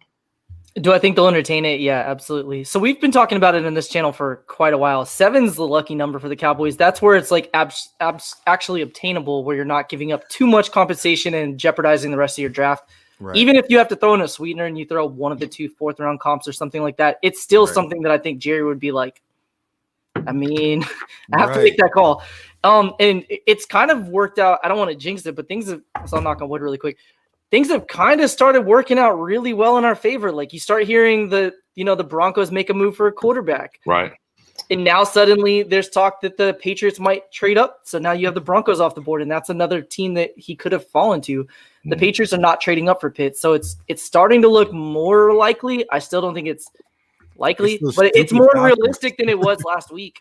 It's still damn Falcons, man. Well, I mean, all Justin Fields literally determines if Pitts falls to us. It's going to be Justin Fields. I mean, and look, everything that's coming out today, I mean, you might as well go and put in concrete. Mac Jones is going 3, which is amazing to me from the beginning of this draft process to now to have a team like San Francisco move up to what they gave up, and they're going to go take Mac Jones. Real quick, before we move on, Dalton Miller made a public bet that Mac Jones was not going to go number 3, and if he does, he was going to get a tattoo of Mac Jones on his arm sleeve. So, really, well, you better get ready. If you follow him on Twitter, you'll know. Yeah, you better get ready. His Twitter now says like Dalton McCarthy or whatever his name is tattoo. That's why he's saying that. He made a bet he was going to do that. And for me, it's always once that started happening, was talked about. I was like, well, Mac Jones. To me, Mac Jones, and I've said it a ton of times on this channel. To me, Mac Jones is the key for Pitts getting to 10. It has to happen. Yeah. Because I think the only way they could go Lance, I'm not saying they wouldn't, but again, hometown kid, they're selling a shit ton of jerseys. It makes a lot of sense. You have to go get a quarterback. When will you be back here again to get a quarterback, right? So, man, I look at Falcons, and if Fields is there, I think it's one of 2 things. Either they're taking Fields or they're trading out for somebody to come get Fields. Right. Because you're not going to pass up on the value. Right? Whoever's coming up, you're going to trade out. And now when you look at Teddy Bridgewater going over here to Denver, I don't think they're coming up. Look, I've said it all along as we've done this and we've worked these things out. Who are the 2 left tackles for Carolina right now? Cam Irving and Greg Little. Yeah. Okay. Wow. Does that excite you? And none at all. However, the word is they're in love with Horn if you want to buy that. Fair Right. enough. So it's going to be Fields and whoever trades in or takes him there. Because look, if Fields is there, I guarantee now the Falcons will not stick there and just take Pitts. They're not going to do it. They're either going to trade out or they're going to take Fields. That's going to happen. Right. When you get to 5, Cincinnati's going to take. I said this before anybody. I was talking about this. I was like, they're going to take Chase. That's their guy. That's their kid. They already did enough on the offensive line that can help some later. They're going to go get Justin Burrow, their guy. And even if they don't, they're going offensive tackle. So either way, they're not going. Either way, they're not going. Which helps the Falcons' case because if they're sorry to cut you off, if they want Pitts, the Falcons are like, I know the next pick's not going that route, so I have no reason to take him here. I could trade back, get value, and then look at Pitts later. Right. So the Dolphins were a bugaboo, even though Mike Gesicki, right? They're a bugaboo, but they could go linebacker, right? They lost their linebacker, but then all of a sudden, you heard earlier this week, they're kicking their guys to the inside. They're thinking tackle all of a sudden. If they don't want to go that way, they can get their quarterback that they're doubling down on, go get him one of his targets right out of Alabama that he threw to. So we're good there. Let's go now to Detroit, who took, right, TJ Hawkinson at 8 not that long ago. We have a tight end coach. We have a guy that wants to chew your knees off and stuff. Sounds like offensive line, defensive line, maybe a Parsons there. Okay, then you get past them. It's Carolina. We thought a quarterback. Well, they traded for Sam Darnold. They got TJ. Now they traded old TJ up out of there. Excuse me, Teddy Bridgewater. Excuse me. Right. So Bridgewater's out of there. Could they go, Lance? They could. But again, we talked about the offensive tackle position. They need help there, right? And then, of course, the word is they're in love with J.C. Horn. Right. Now you get to 9. They have Noah Fant there, right? Okay, they could go corner still. They kind of pieced it together, but they could go corner still because all those guys are kind of one-year deals. Or they could go Parsons, or they could go O-line, or maybe they'll say, let's get one of these wide receivers. So then you're sitting there at 10 with the Cowboys. It's not very hard to see the Cowboys sitting at 10 in Pitts fall. It's a much easier path of Pitts to 10 than it was CD to 17. Right. But at 7, if you're not going to take all 10 picks, and we're saying it will cost you a 75, they might be willing to move for a 99. Right. You don't know. I think they pick up the phone. I don't know if they'll do it or not. I think they're into sticking and picking because, as we said, outside of defense, they can't mess up 10. They can just sit there, take, and do whatever they want to. So it's intriguing. And the only way it forced to address this trade-out scenario for us at 10, guys, let me ask you this, and I'm going to spin it around the board. If it's not a quarterback there, is anybody going to want to trade up to us? The only team I could even see considering it would be the Chargers because they're 13. They may want to move up for an offensive tackle, but I don't think the Giants are going to go that route or the Eagles, so I don't see why they would. But just in case they're afraid somebody else, like the Vikings at 14, may want to trade. Possibly, but no, realistically, without a quarterback there, nobody's going to trade up. Go ahead. Go ahead, Spoon. I would say if Slater is there, I can see the Raiders at 17. We'll want to try to trade up and try to get Slater, if anything. I mean, Davisol should be gone before they pick, so I would think Slater would be the guy they would definitely want because they really let go 2 of they starting off O-line. So, yeah, I think the Chargers have been linked with Slater. Trying to hear around the league. So big facts. Yeah. Like I said, man, Cowboys just stay put or move forward. I feel like that's the only way things can kind of go, in the direction for you. If they move back, try to get cute, as we clearly just saw, things can get snatched fairly quickly. And they're like, okay, well, damn, now our 2 corners are gone. And now we're starting to reach a little bit. I think the Cowboys either stay at 10 or they move up. I don't see a trade back unless something is crazy happens out the normal and everything gets taken. But I feel like Mike McCarthy and his staff has prepared for that. And, I just think, that doomsday scenario that's been floating around on Twitter, I don't think the Cowboys are going to have the fortitude to take another wide receiver. I just think they're going to be out on that idea. Yeah. But, I feel like if they just stay put at 10, they're going to get one of their guys. So I got Danny Phantom with I want Mac Jones because I hate the Niners. Lance is the poo. Fair enough. Let me get some of these other comments. Carden with shout out to my guy Ron says Chase or Sewell at 5 no matter what. I definitely believe that. I think it's going to be Chase, which is even better for us, low key, to be honest with you. Jesse, what's going on, man? Got you back in there. Ryan the other Ryan says I can see Horn in Carolina, right? That's been picking up. Otherwise, says Fields, Chase, Sewell, and it's game on. Big facts. You know, I mean, again, it's very easy to see it happen. Like it's not hard to walk through this door and think that Pitts. Right, it all depends on Fields. And like I said, if everything we're seeing today is to be true, and what's walking through that door, right? Justin Fields is going to be on the board at 4. Right. So I got right side checking. What's going on, right side? Said Falcons don't take Pitts. If Justin Fields is on the board, no way. Right side that they're going to take him. That they're going to take Pitts. They either have to take Fields or they got to take a trade to let somebody come get him, and that's where the Cowboys are winning, and how we can win on that. Now, with that being said, guys, let me spin it around and let y'all look in y'all's crystal ball for tomorrow. Are we going to see another team trade into the top 10? Not in the 10 now. That's cheating. Is there a team outside of 10? Not counting us either. I'm saying 11 or back. Going to trade up into the top 10. Spoonie, I'm going to start with you. So a team outside of the top 10 trade inside of 10? Somewhere between 4 and 9. Or 4 to 10, excuse me. 4 and 10. My crystal ball, it tells me no. No from Spoonie. Professor O, do we see another team come up? Yeah, I'm the complete opposite. I think not only one, I think 2 teams are going to trade up. I think somebody's going to trade up. Yeah, very hot take. I think somebody's going to trade up for Slater. I think the Chargers are really going to look at Dallas and say, would Dallas take him before us? Would the Vikings trade up in front of us? If we want Slater, we got to move up and get him. So I think the Chargers are absolutely looking at it. And I think one of those teams, I don't know if it's the Patriots, Redskins, maybe somebody later than that, but I think one of those teams are going to look at quarterbacks and say, there's going to be 5 quarterbacks that are gone before we go. We have to move up. So I think somebody's going to make that move. Patriots are probably most likely at 15, but yeah, I think 2 of them are going to move up. 2 top 10s. 2. Jay Tuck. Yeah. 0, Tuck, go in the middle and say 1 and you're safe. Yeah, 0, 1, or 2. Where you at? I would say none.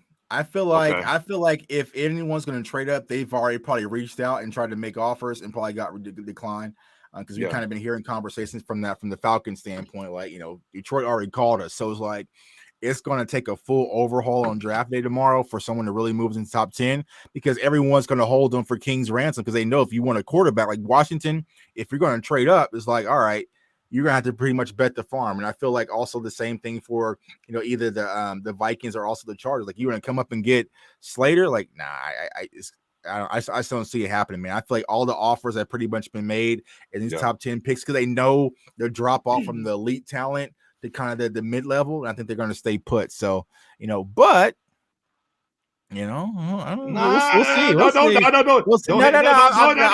I would say none. Everyone's going to stay packed. I feel like after 10, you might see some work being done. Yeah. But for the most part, no, I don't see it. I hope P.O.'s right. I hope Professor O's right, though. There's just those preliminary talks. The teams are like, hey, if this guy's here, this is what we're going to offer. We're not going to make a move unless that happens. I think one's already done. I think there's a trade. Oh no, I think the Chargers already have a trade in place. Okay, because they posted it and deleted it. I think they have a trade already in place. Wasn't that 11? That was with the Giants though. They posted. They did that. But I think the Chargers are coming up for an offensive lineman. I think they've had calls with a couple of different teams. They're coming up for sure. Well, I think they're coming up for sure. I think so. I think, look, a quarterback will make it 2 for sure, right? But I don't. Here's why I don't say it's going to be 2. You're cowards, Atlanta Falcons. There's no way you have a brand new GM, a brand new head coach, with a 36-year-old quarterback looking at a hometown kid and saying, you know what? Let me pass on possibly the best quarterback in this draft in Justin Fields. And that's why I say it's 1. I say San Diego, excuse me. The Los Angeles Chargers. I think they're coming up for the offensive lineman. You can't look. There's no way. Look, the Atlanta Falcons are very poor. ran organization. You A dare be very broke, because I'll poorly- do it. I'll do it. I I'll do wanna ask it. the Bro, they are a very poorly that. ran organization. If Justin Fields is on the board at 4 and they trade out, I want to add to that. come on, What man. school did Justin Herbert play for? Come on, man. Oregon. Oregon. Who? No, What offensive line? Danny, Whose I mean, offensive line? it helps, sure, but there's no way. Like, Danny, you can't tell me if Justin Fields is on the board at 4, no way Atlanta should trade off of that pick. There's no way.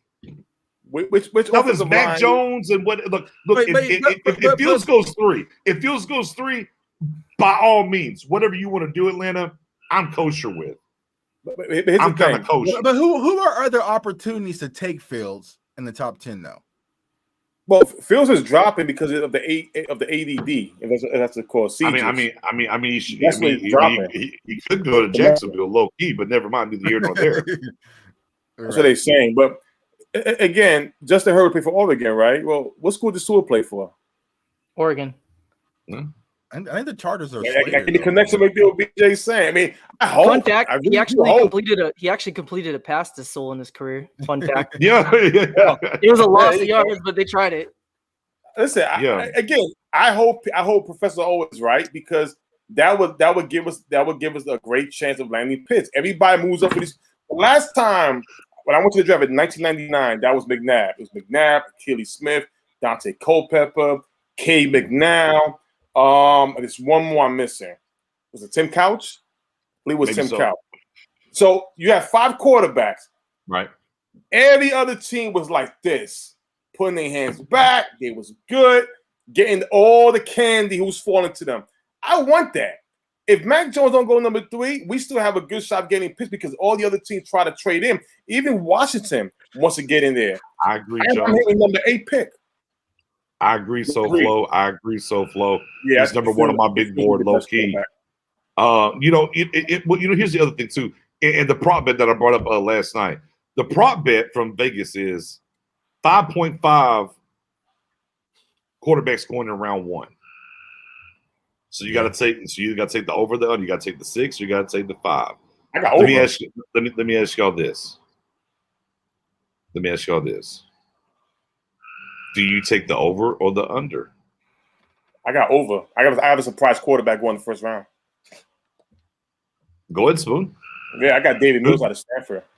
Oh, Mid-first. Mills out of Stanford, mid-first. No, late Professor first. O. Yeah, late first.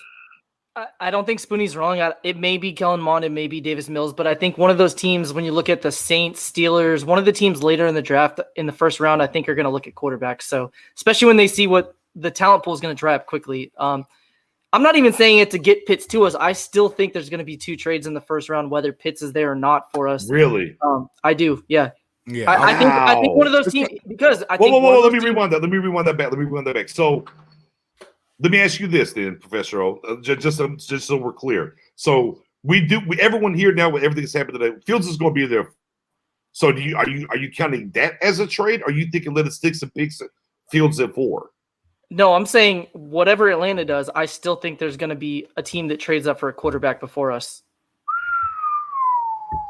Hot take alert. That's what I feel. I'm loving your hot takes, Professor. I really am. Yeah, I'm really loving them hot You're takes. gonna see a lot of action, bro. Because a lot of people have these comp picks, a lot of comp picks out there floating around, and people are just gonna want to active and get their guys in the top 100. And so, yeah. I just hope that we don't just go Stephen Jones and just sit there while all this action is going on around us, and we're just sitting there like, Hey, and shout out to my guy Rodson says, Nish, you have to get your super chats right. Well, let me explain something. The only way I understand the super chats work is if y'all sub. That's the only thing I know. I think you gotta get so many subs, and then it happens. I don't know. We just started our YouTube channel. You have to get your watch minutes up. Okay. Well, we've been doing the watch minutes though. We probably got the watch minutes. We've been going 6 hours sometimes. I thought. Okay, well, yeah, we'll talk about that off camera. But with that being said, we just started the YouTube channel this off season, and we were trying to hope to get to 400 by draft. I will say this though, guys, Spoonie, boy, we did get to 300. We got over 300, which is awesome. We set the goal for 400. We started it in the end of January. We're trying to get to 400 before the draft, and we're almost there. Like I said, we're over 300. So yeah, man, for them super chats and get that popping, man, hit that sub. hit the notification bell, come on through, man. That's what we need. We need more subs and more watch times, man. That's what we're looking at. Can you put Danny Phantom's last comment up? Because yeah, I got you. That's why I think another quarterback's going to go in the first round. Somebody's going to say, just trading up and giving a late round, a mid-round pick gives me a fifth round option for it. So it's absolutely worth it for Trask. And you might throw Trask in there from Georgia as well. Right. Yeah. And that's the route. And honestly, matter of fact, let me load my gambling account. That's the route the Falcons might go. If they don't take Pitts, they may say, let's move up and get one of those guys so we get a fifth-year option. So the Falcons having an early second-round pick, if they don't go with Fields, may elect to go that route later in the first round. Right. Fifth-year option is very important for quarterbacks. It definitely helps organization. So this is why I got 7 quarterbacks. 7. I got 7 quarterbacks going in the first round. Paul's right with you, Spoon. Y'all are linked. Y'all are linked. Well, and guys, why is that? Huh? Why are we getting 7 quarterbacks in this? Well, because at the back end, you got a team like the Bears who, any doubt they don't have a quarterback future for next season. You got the Steelers with Big Ben. You have New Orleans Saints. That's another team. You have teams out there who gonna need a quarterback, and I know scouts always look at the current year and then the following year. If you look at the following year, it's not so much attractive as what you got this year. So, once you get that future quarterback, 50-year option, bam, it doesn't mean you have to stop the guy right away. It's just securing the spot when the current guy retires or whatever. So, the quarterback is the most important thing, and that's just it. No doubt. And look, I mean, that kind of speaks to the quarterbacks coming out next year's draft, though, guys, right? Mm-hmm. Right. I mean, the next year's draft, it's a little man. We're not going to get into that. We just finally got through watching all of our tape, and I mean, I'm out here celebrating. Got done up. My guy, look, Jay Tuck, make sure you go to Cowboys Fans Only. He dropped his top 50 board. He dares y'all. To screenshot it. They come back and talk it. Hold me accountable. It is what it is. If I said it, then I meant it. And what? Hot takes, a few hot takes, not too much. I was about to go a little bit crazier, but I kind of calmed down. But as I said, I stand by what I said on that video. So definitely check that out. I appreciate each and every one who's been in the chats, these late nights, Professor O, Spoon, Nixman, all these late night conversations, kicking around these ideas. Mm-hmm. Tomorrow is finally that day, man, and I cannot be more excited. I will say, man, that the nation is rocking with us right now. It's 9:33 my time. Y'all got some time or not? Yeah. No, you usually ask me to join at like midnight my time. So this you got them kids. I was gonna get my sleeping beauty on tonight. We got a long day, but what's up? What's up? What you got? Okay. Well, let's rock a little bit longer with the people here right now. Right, look, man, we already know this is gonna be Team No Sleep for the next goddamn 4 days, anyways. Who's the guy coming off the board that's gonna upset the draft? Hold that thought. I gotta grab something real quick. But I'll let y'all spin it around. Who's the guy that's gonna come in and upset this draft? Because it always happens in the first 7 picks, right? First 7, 8, 9, all of a sudden you're like, oh, that happened. Who do you think's the guy? Typically we would say Mac Jones. However, we just kind of know now, Mac Jones is going third. Wow. So who do you think? And I'll start with, look, we'll go Professor O, Spoonie, J Tuck. Who do you think's the guy that can come into that top 10 and just kind of throw this thing off? I mean, it's already happened. Like Mac Jones, that's the guy. Like 3 weeks ago, none of us would have. I probably wouldn't have even had him top 15 3 weeks ago. Maybe the Patriots, but also I do want to give a quick shout out. J Tuck absolutely killed the promo video. Every single time it comes on, I vibe to it. So shout out to you for that one.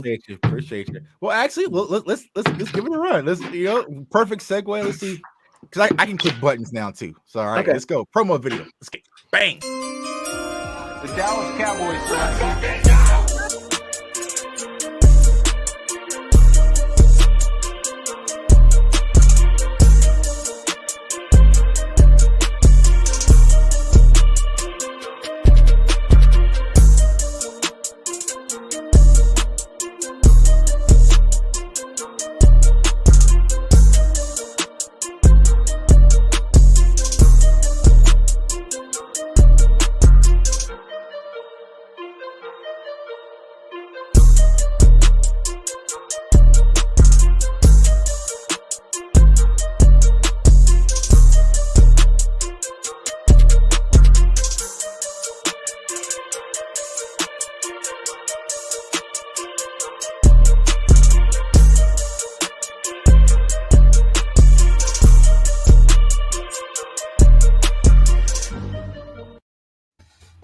I mean, really, tell me that promo's not fire. Every single time I hear it the next day at work, I'm just like. Fun fact about that promo, I made it on my cell phone. I've heard that the quote in the beginning of it is you from last draft. That's my CD Lamb reaction, man. That was, Yeah. So BJ, I said we've already seen it. It's Mac Jones. Like that's a guy. If you take him at 15, cool. That's not a guy you trade up for. So we've already seen the guy. I think that's the surprise pick of the draft. I'm not going to be shocked if somebody trades up, but if somebody makes the signing of a drafting of like Owe because they fall in love with him as a edge rusher with 4.3 speed. Parsons is kind of the guy too. If he goes top 10, I won't be shocked. If he goes top 20, I won't be shocked. I have no idea. I can't really peg where he's going to fall in the draft. So I hate to be cliche, but I'd say Mac Jones is already that guy. Okay. I mean, is that where we at? Mac Jones, guys? I mean, there's no way in hell when we started this damn thing. Top 5, top 10. Bro, that came out. It came out of nowhere. I was thinking Mac Jones is probably. Yeah, he's a quarterback. Guy, I legit laughed when I heard it. I'm like, but Mac Jones skyrocketed. Like honestly, if you think about Professor O's guy, Javon Holland versus Mac Jones, it went this way because it's like Javon Holland was like the top dog as far as safety, corner, like everyone was talking about, and all of a sudden it was like Mac Jones just came out of nowhere to being in this conversation where I had to go and check my notes and be like I said, as Cowboys fans, we should be so thankful that we are not talking about the quarterback position right now because it could be crazy right now. But a guy I would go with, this guy that me and Professor O talked about today on Twitter, kind of Parsons, man. I feel like Parsons can really disrupt this thing, man, if he's taken early, because I feel like there's going to be some teams going to sit back and say, I want that. I want Denver. All four of us at some point have said, I think top 10 talent. I mean, he is. Yeah. Yeah, I mean, I think Detroit, if the Miami, Dolphins, if Miami took Parsons, I'm not going to be shocked, but it is going to turn this draft on the head. You're right. I'm like, oh, it makes absolutely 3-4. You lost Kyle Van Noy. It completely makes sense, right? But it automatically turns it on this head, because we a lot of these things, since the common draft, there's never been a guy not going the top 10 for the defense. Right. This would be the first time ever. Now we're talking about 5 quarterbacks going. But my goodness, like one of these guys had it's like one of these guys has to go, right? Right. I like Denver. I'm sorry, Chuck. No, go ahead, Spoon. I'll say I like Denver with the linebacker. I was like, to answer the question, I was thinking JOK. Again, JOK definitely fit a lot what they don't want to do with their defense. Fangio, remember, has issues with the linebackers. You got Bradley Chubb, Spoon, I hate you for that. Why? I hate you for that because I'm trying to get Joker to slide down where we come get him. He's trying to get me on the top 10. I mean, you a player out of the top 10. I got JOK. The thing is, the Broncos took care of the secondary. It's solid. They got their safety. They got their 2 corners. For this year, of course, they could draft one for later, but the linebackers, that's an important key. Von Miller with a contract situation. You got Bradley Chubb, he's not playing up to par. Right. The linebacker is very thin, so of course, it could be Parsons or it could be JOK in their 3-4 scheme. So that's if I had to pick a guy, it'd be JOK. Other than that, because Parsons technically is a top 10 player. Yeah. Hey, man, and while we're out here, we're going to rock out here for the other 20 or 30 with y'all. Any questions about the draft or anything that we talked about? If you saw our top 25 boards, if you saw J-Tuck's top 50 board, if you've seen some of Professor O's takes over there on Twitter on our shows, by all means, shoot your questions at us or thoughts and everything. Professor O. JOK. I don't know. Look, I like JOK a lot, but my guy Spoonie's over here talking crazy talk. What you think? You buying somebody maybe? Spoonie, I love you, but I'm not buying that just because I don't see teams valuing off-ball linebackers like that in the top 10. I think he's a guy that every team between 11 and 20 would be like absolutely super happy with him there. I just don't see him as a guy that I definitely don't think anybody trades up for him, and I don't see anybody in the top 10 taking him. I could see Parsons. Parsons would make a little bit more sense for me. Right. And again, I love Joker. And it's not even saying it because I want him to fall to us. I just don't realistically think he goes in the top 10. Just my opinion. I think Parsons is a top 10. And BJ said something to me he said on the show a couple of weeks ago that got me going. I don't want to lose his thought. You notice last season when the Cowboys did the virtual interviews, the guys they put on video for us to see, they didn't draft not one player. Not one. This year, they gave us the guys. Pitts, Surtain, Horn, Collins, right? Mhm. I'm scared that they don't take one of those guys. Ooh, And of course, Collins is, we don't know, but Pitts, Surtain, and Horn. Last season, they did the same thing. So my thing is this. BJ came out and said he had a very good question for the panel. And the question was, should we be alert that a player that have not been talked about is a player the Cowboys might actually get? And that player is Parsons. And I remember a lot of people when they were like, nah, some people were like, yeah, we want Parsons, some say don't. But I'm scared. Yeah.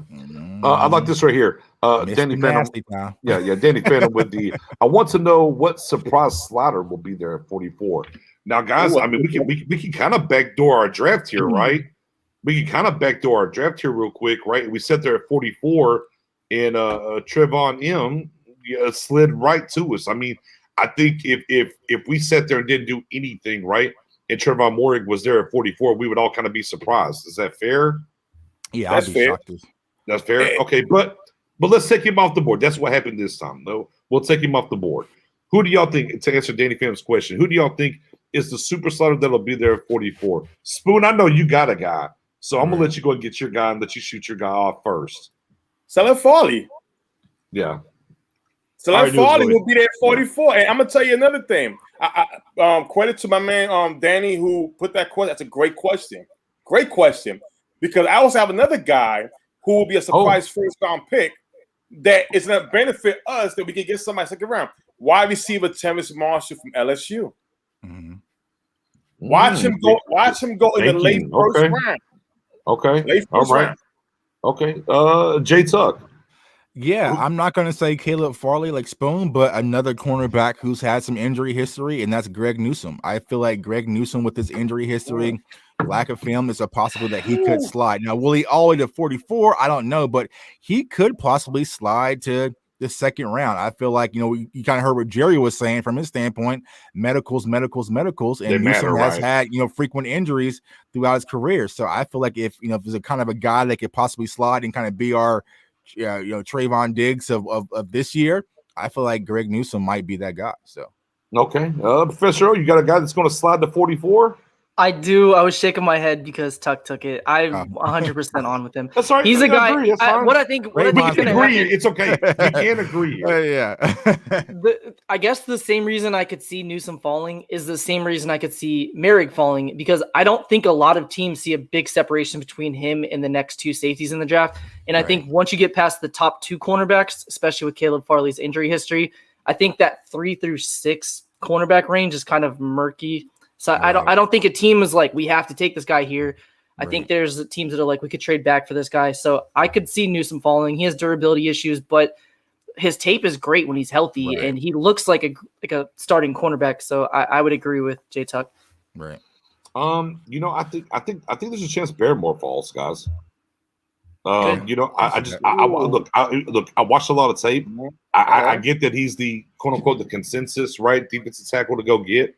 But I mean, there's times where the lights are on and he's lights out, and then there's times where it's like, what are you doing? The Ole Miss, look. Sometimes I watch this tape on guys, and I never try to let like a one game tape really stick to me. I do my best, but I'll tell you what, man. If you go back and watch his tape against Ole Miss, man, it just left a bad taste in my mouth. I just wasn't able to get rid of it. Now, I don't know how it's going to transcend because, again, I like Alan McNeil more than Barrymore personally. But overall, I understand what's going on in the NFL, that Barrymore's that guy that should go. To me, I think Barrymore is the guy that could possibly fall in this draft because some people are going to look at his switch on, switch off, look, right? And a guy that we've been on air, J Tuck will own this. Hey, look, man, we'll go trade the Jets for that guy, Quentin, right? But even up there with the Jets, things haven't really came to fruition with him being a high pick. But we think in our defense it would matter more. So I think Barrymore's kind of the same kind of mold there. So I think because the guys that went before him, right, are going to cause NFL. Look, you fooled me once, shame on you. You fooled me twice, shame on me. So it's like, yeah, y'all kind of got me on a couple of these defensive tackles coming up out of Bama. Man, I'm going to chill on this guy, especially when I look at certain tape, Ole Miss. And so to me, the Barrymore is the guy that could possibly. And look, and I would absolutely love Barrymore at 44. Look, let me keep it a buck with you. Look, bring me Barrymore at 44. But I damn sure wouldn't take him. Even if we traded back to 20, I wouldn't touch Barrymore at 20, low key. Right. Because even like Mendoza kind of said, about, with Barrymore, even just not taking Barrymore at the picture, even with the interior defensive lineman, man, sometimes it's just hard because they're big guys. Like, it's hard to keep their motor rev. You know what I'm saying? So, sometimes they come off lazy and there's explosion. That's what I've been saying so hard about my guy Marvin Wilson is like, he's going to take reps off.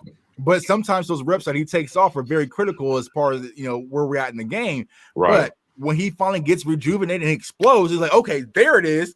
And then it's like, all right, well, now we go 8 plays with nothing. It's the same thing with my guy, Tyler Shelvin on the LSU. It's just like explosion. Right. And you're sitting there for half a quarter, like, all right, where you're at, bro. And it's like, all right, well, there it is, big plays. So it's like, that's the hardest part about when you're really grading defensive tackles. It's just their impact on the game. But from our standpoint as Cowboys fans, we need someone who's going to be consistent, especially at that 1 tech and 2 tech. If we want boom plays, well, damn it, we got Tristan Hill in the house that can already do that, so what's really the value in that? So I got Norton in the building. How low do y'all think? We don't let the I ain't say his name. Can't say his name here. Say him. Norton. For certain reasons here on this show, because we're picking 10, there's just certain names we're not going to say. That's one of them. We're going to answer the question though. Matt O, how low do you think this particular guy will go? It's a good question. It really is. I think he's going to go higher than people think he is. I don't think he's going to fall nearly as far as people have envisioned. I think he's going to go somewhere. Top 20?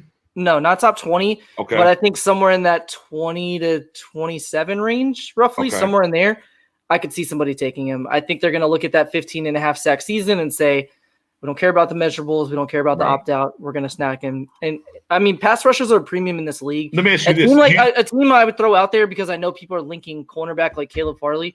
Tennessee Titans have had an issue with pass rush for a long time. They pick, I think, 22nd. I could see them going after him, Owe, one of those guys at that range, Jalen Phillips, maybe somewhere in. Well, you said the name. The question I was going to ask you. I don't think he's the best defensive end off that team. I think Phillips is. Phillips is. I had Phillips ranked higher. What do you think about that? I don't disagree with you personally, but we know how teams value things. Teams don't value players the exact same as we do.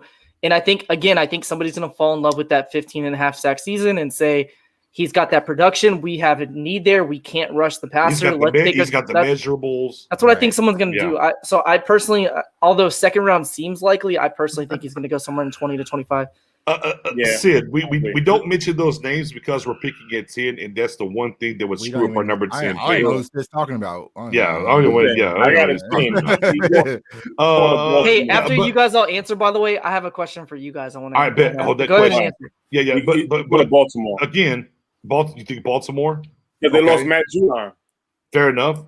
J Tuck. That sounds right. That sounds about right. You like Baltimore? Yeah. But for sure, y'all think for sure first round. Yeah, he's going first round. I mean, if you watch my show, I marked him at 50. And that was just being nice. And I really kind of looking back, I hate that I did that. It shames on the board with you guys. Right. Gives you those Ravens vibes. Look, especially having 2 first-round picks too, it makes it a lot easier. Right, and they've drafted a lot of Bama guys, right? Or Bama and Florida guys. Excuse me, Miami. Because we don't really speak too highly on those Miami guys. Yeah, Matt Owen, what was your question, Matt Owen? Okay, so we've seen this happen twice so far in the offseason where Dak was not included in the 2021 hype reel, and people made a big deal out of it. Right. And then Sam Darnold was included in the Jets, and people were like, well, he's not going to be traded, and he was. So the question I have for you guys, and I've seen Tuck mention, I've seen a few people, actually quite a few people on Twitter mention it. Do you buy into the Cowboys purposely releasing Pitts at 3-minute range, Horn in the 2-minute range, and Surtain in the 1-minute range. And specifically, Jerry only having one small segment with Surtain where he said, you did great, and that was it. Nothing else was included in that. So do you buy into them strategically having that ranked? Do you think that that is your order 1, 2, 3? Or do you think it just is a coincidence? What do you guys think? Ooh, that's Anybody want to take it? I'll take it. I'm ready for it. This was kind of the hailstorm I just tossed online the other night. But I was just on looking at the that's a good one. You know, they only gave Surtain a quick minute. I got to give you props. That's the eye test. You gotta have the eye test, not just listen and hear him, but what they doing. And when Chuck put that on Twitter, he got heat for that. And listen, you know what? I like this one. You know what? I'm gonna say this. But who was first? Who had the longest videos? Pitts, right? It was Pitts, Horn, then Surtain in that order. Yeah. All right. Here's the thing. That's the draft. I did say earlier. Last year, the interviews they put out there for Zoom, they didn't draft none of those guys at all. They didn't. Right. But a little different in the top 10, right? It's different when you're number 10 than 17. I like what Professor O brought up. I know Tuck brought up, got heat for it. I'm going to answer this right here. It's Pitts. It is Pitts. Even when Jerry spoke about Pitts, when he came out and said, "Yeah, don't be stupid over needs over BPA," he was cheesing about Pitts. It is Pitts. Damn it, I'm sticking with it. What about the other two, though? What about the other two specifically? Because Horn is the guy that the coaches love, and then Surtain's the guy that scouts love, and they cut it in half. How long was the other guys that we don't talk about on this page? I think, but their I don't know. Their interviews was kind of different. It was like a little highlight. It wasn't right. You know, I think. Here's what I know. Here's what I think. Here's what I believe is that they have a very good social media staff over there. The Dak thing was an oversight. I think if they had a chance to go back and do it again 100 times out of 100 times, Dak would have been in that. It just happened. But with that being said, I think they see exactly what's going on and what people are arguing about and what's good. Look, there's Pitts Train and everybody else, right? Then there's Team Surtain, there's Team Horn. Everyone for the most part says, "Hey, Sewell Slater, hey, bring him in. It's fine." So they know how to push the buttons in the right way. Are they on their board? Of course they are. Do I think there's there's a leaf here that we can grab that'll tie us to a guy? Absolutely not. I think that's them doing their due diligence. I think they're very good at doing their due diligence. And I think if you think about the three guys that Jerry Jones talked to, the guy that he's most excited about is going to give you the best Jerry-isms. And anytime you can get Jerry saying sugar plums and whatever, man, you're going to clip that. You're going to get that. That's what Jerry's here for at this point. He's the mouthpiece. Those I'm circumcising a mosquito. Anytime you get that from him, you're going to throw that out there. They know in the temperature of Cowboys Nation, and that doesn't really detail what we're going to do come draft. However, I'm willing to say this much, though. That's one of the 3 picks that'll be here. Yeah. That's what I will say. And sugar plums. And just like you said, Nick, they're very in tune to what we do on Cowboys Twitter. Like they pretty much just gave it to us on a platter. They see what we talk about. But also think about the press conference when Jerry Jones spoke about Kyle Pitts, what did he combine with his name, y'all? Super Bowl. He didn't say that about any other prospect. He's like, when we talk about a Kyle Pitts and is he a guy that can bring us a Super Bowl?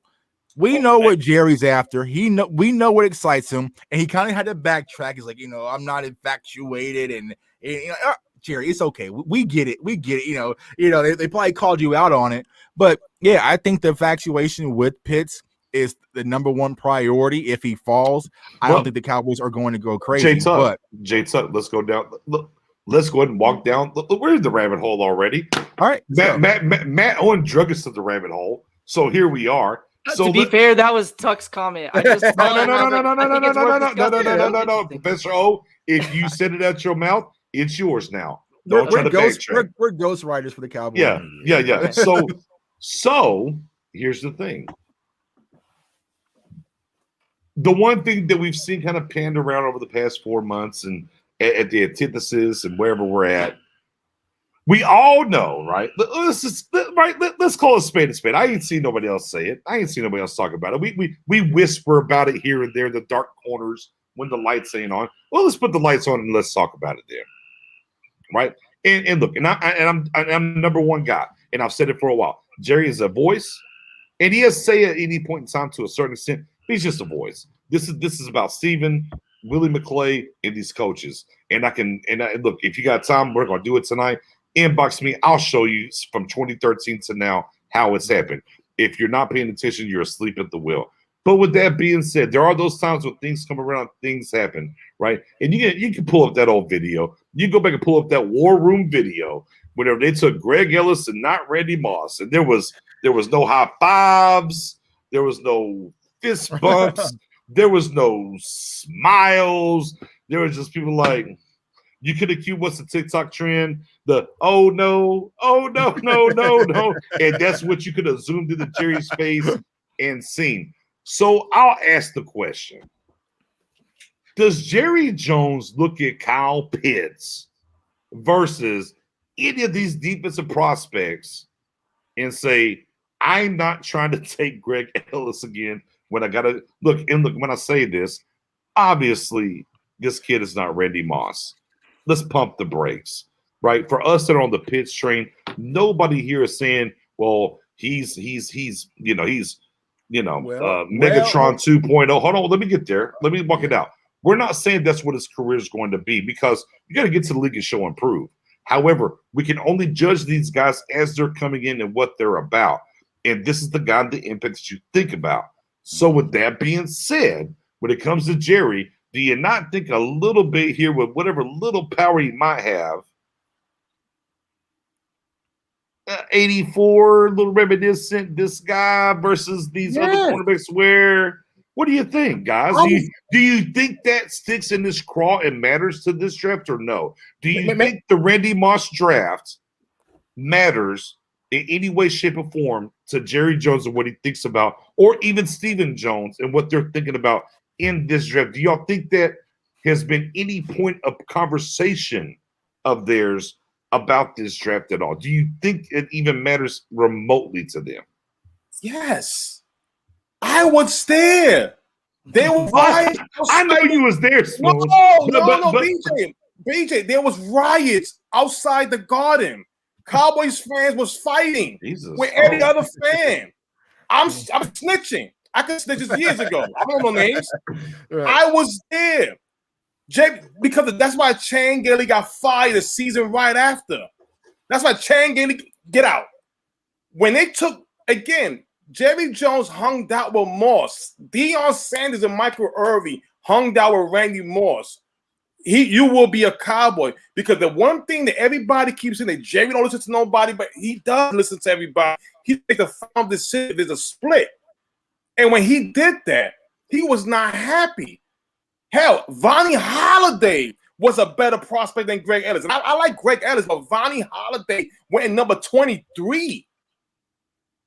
Minnesota Vikings went to the corner. Look,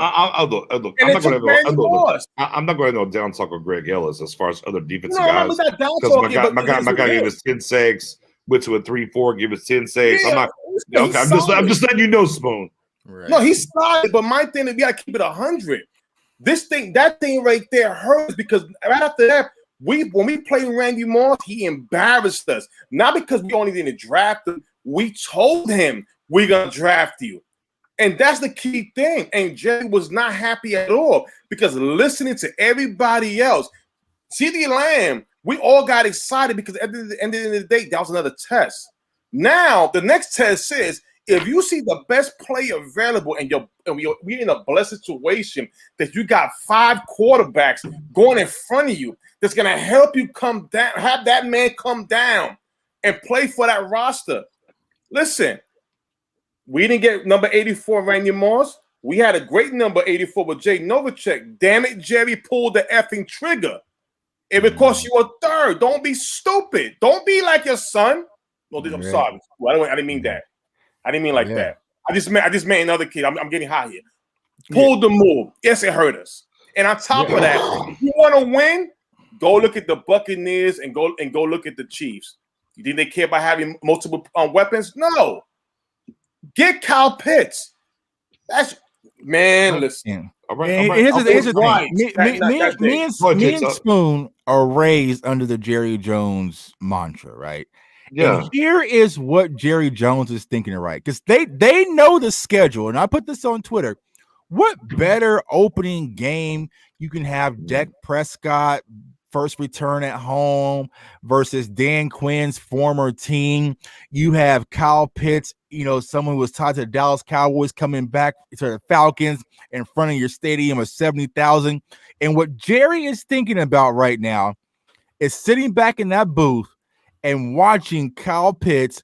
Welcome to the NFL, Kyle Pitts. One-headed grab. He is here. He has arrived on Sunday Night Football as Patrick Surtain kind of gets his little arm up and Pitts does like he did against Alabama and snatches that thing. And Jerry's going to sit there saying, damn, man, I should have went and got that kid. I should have went and got that kid. And I feel like Jerry Jones hates to live with those type of regrets.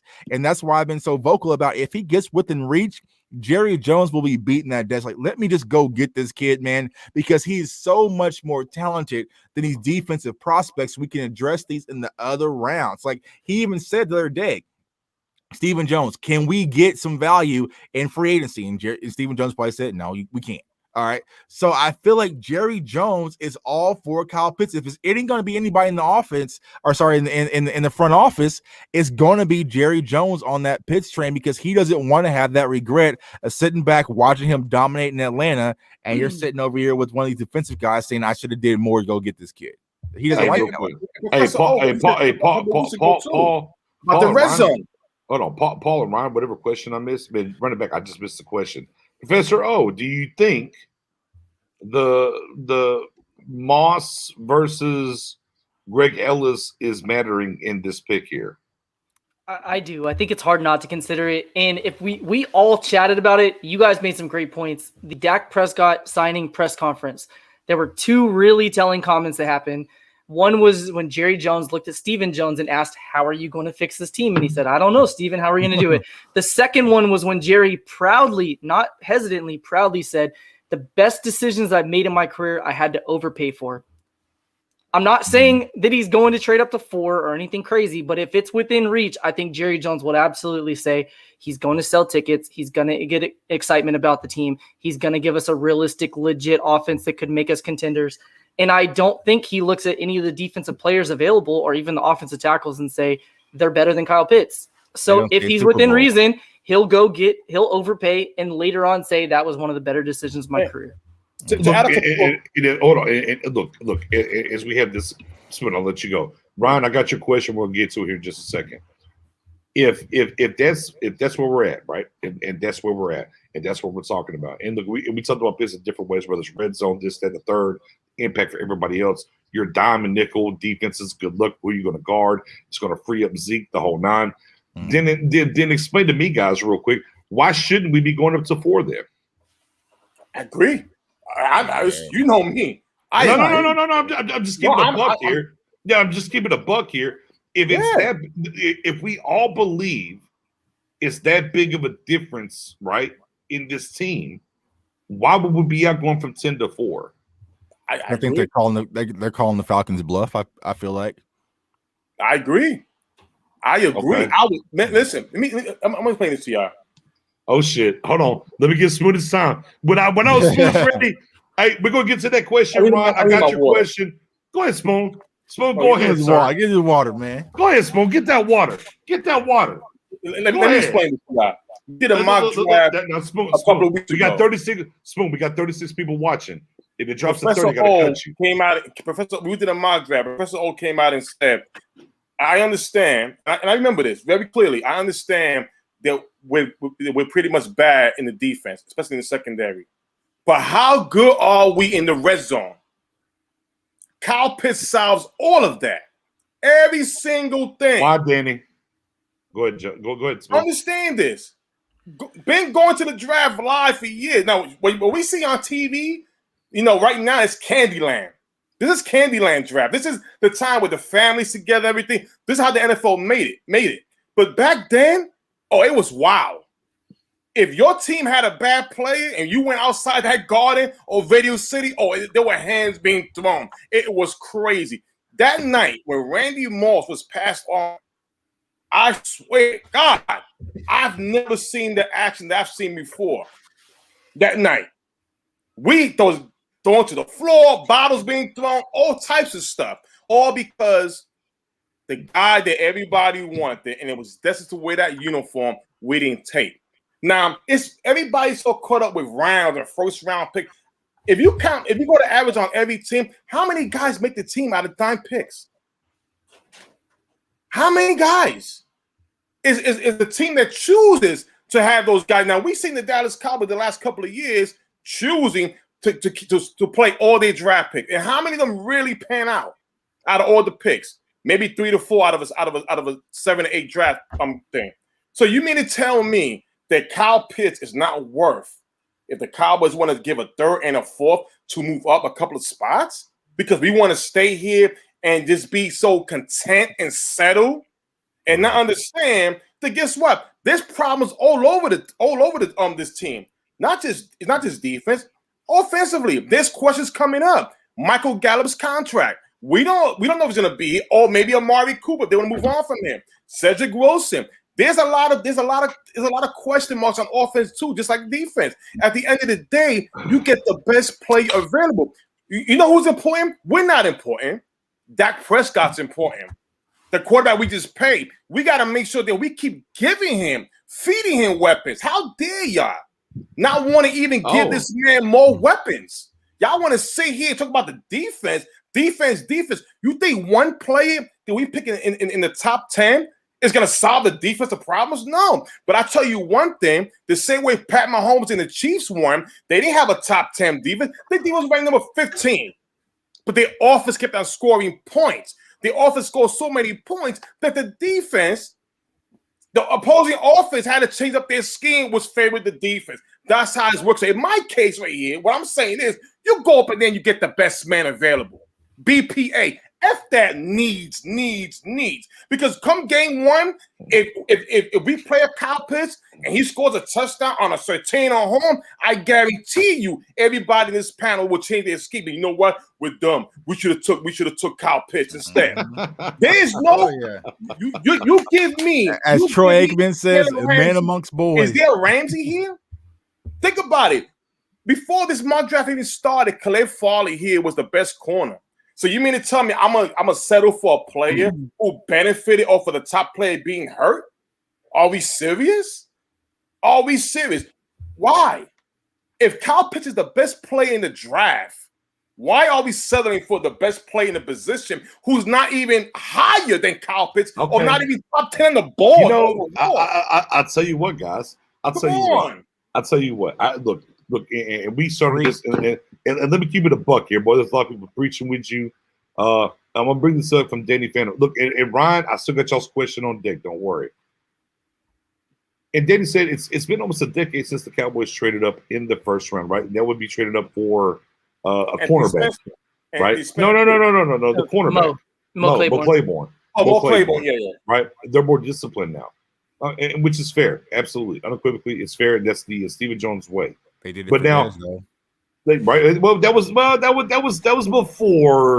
That was a little bit. How did it work out? No, yeah, big facts. You know, and look, and I don't want to turn this, and I didn't want to turn this into a Pitts, but you know what? When the chat's here and things happen, man, we ride with our people. This is why y'all watch us. We let y'all. We have our ideas of what we want to do, and we get through that, and then y'all direct us where we need to go. And look, man. Let's keep it a buck. Matt O, J Tuck, Spoony, the hottest ticket right now.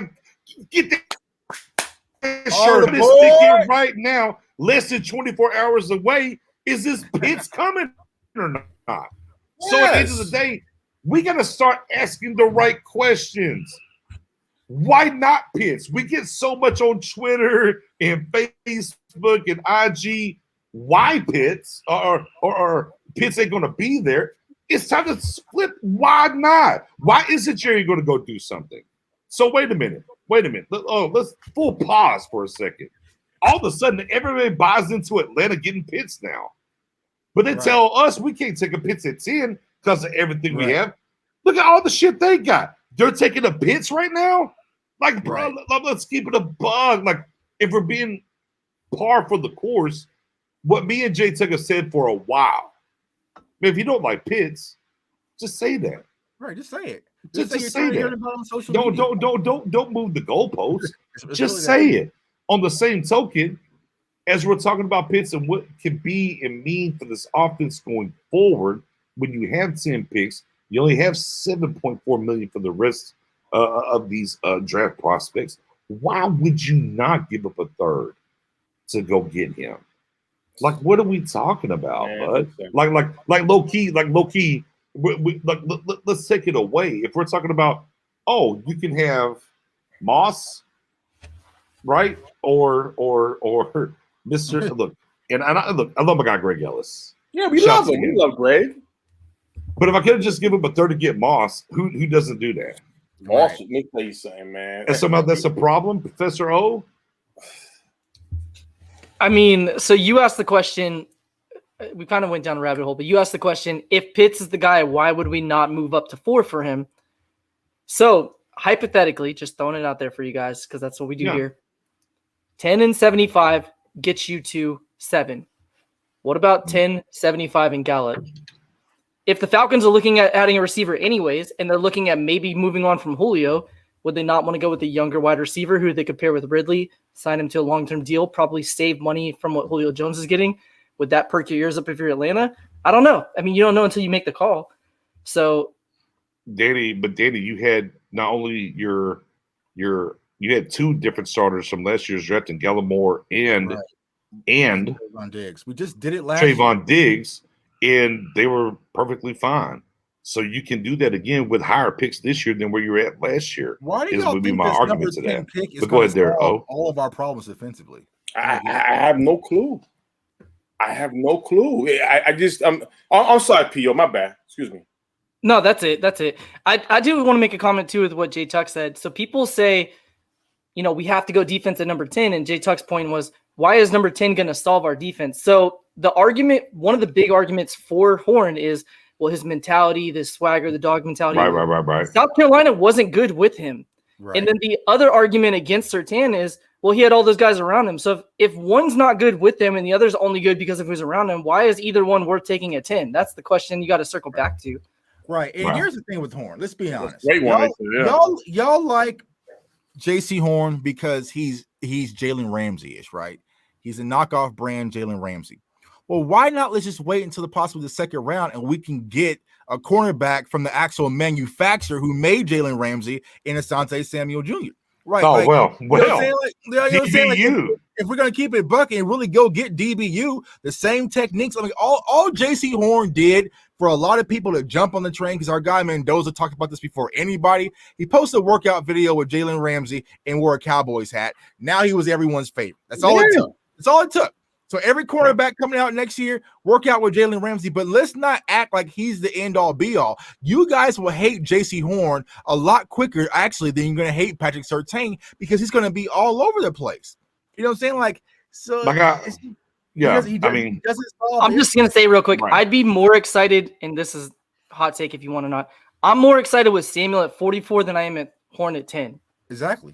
He gives me the same thing Horn does with that dog mentality, feisty mentality, but he's a ball hawk. I'd rather have Samuel at 44 than I would 10 with Horn. That exactly. Oh my God. But with that being said, we had some guys here, right? We had some guys, Ryan and Paul. And Paul's question was, and actually, I think you brought this up in our chat not too long ago, Matt Owen, is if Baltimore were to give their 2 first and a third for a future second. Right. So they're 2 firsts, right? Or what, 28 and 31? 26, it's 26 and 31. 26 and 31 in a future second. And they would get they would get They would get Just our 10. what? Our 10, just 10, right on that. Yeah. And they're giving us a 3rd round pick and a future second. Right. They're giving us a first, a third, and a future. I'm just like 2 first, a third, and a second. Right. I'm just like, what are they trying to come up for? Like, I just don't. Here's my thing. Sure, it sounds great. Parsons Right. I mean, bro, if you get 2 firsts, right? 26, 31, you get their second and a future second. Take the future second. Take the future second off of there. But you get their 2 firsts and a third this year. Take the future second even out of that. Bro, that's fantastic. Gives you more ammunition to do a lot of things. Yeah.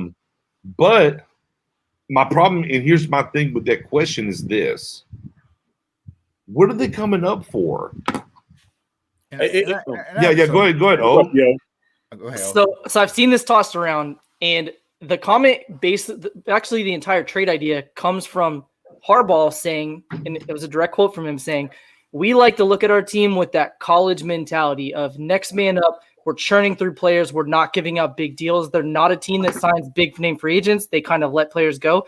So the comment is coming from, if Justin Fields hypothetically fell to 10, would they say he's better than Lamar Jackson? We don't have to give Lamar Jackson a big deal, and we can have a rookie quarterback on a 5-year deal. That's kind of where the trade originally stemmed from, the idea at least of it. So it's very far-fetched to say them not wanting to re-sign an MVP. I'm acknowledging that up front, but that's kind of where it originally stemmed from. Would they say Fields is better than Lamar Jackson now? Right, we but can get a quarterback and a rookie deal rather than give Lamar a huge deal, not believing he really is developing. So I don't know if that's true, but that's where it all originally came from. Okay, but if we go with that thought process, well, wouldn't I just go ahead and offer him to the Falcons? Right? Hey, you can have Lamar Jackson. Here you go. We'll take your pick. We don't have to give up as much. Would the Falcons do that, though, is the question. Right. I mean, fair. Yeah. Which is fair. I'm just saying, I don't know why the Cowboys will be at 10.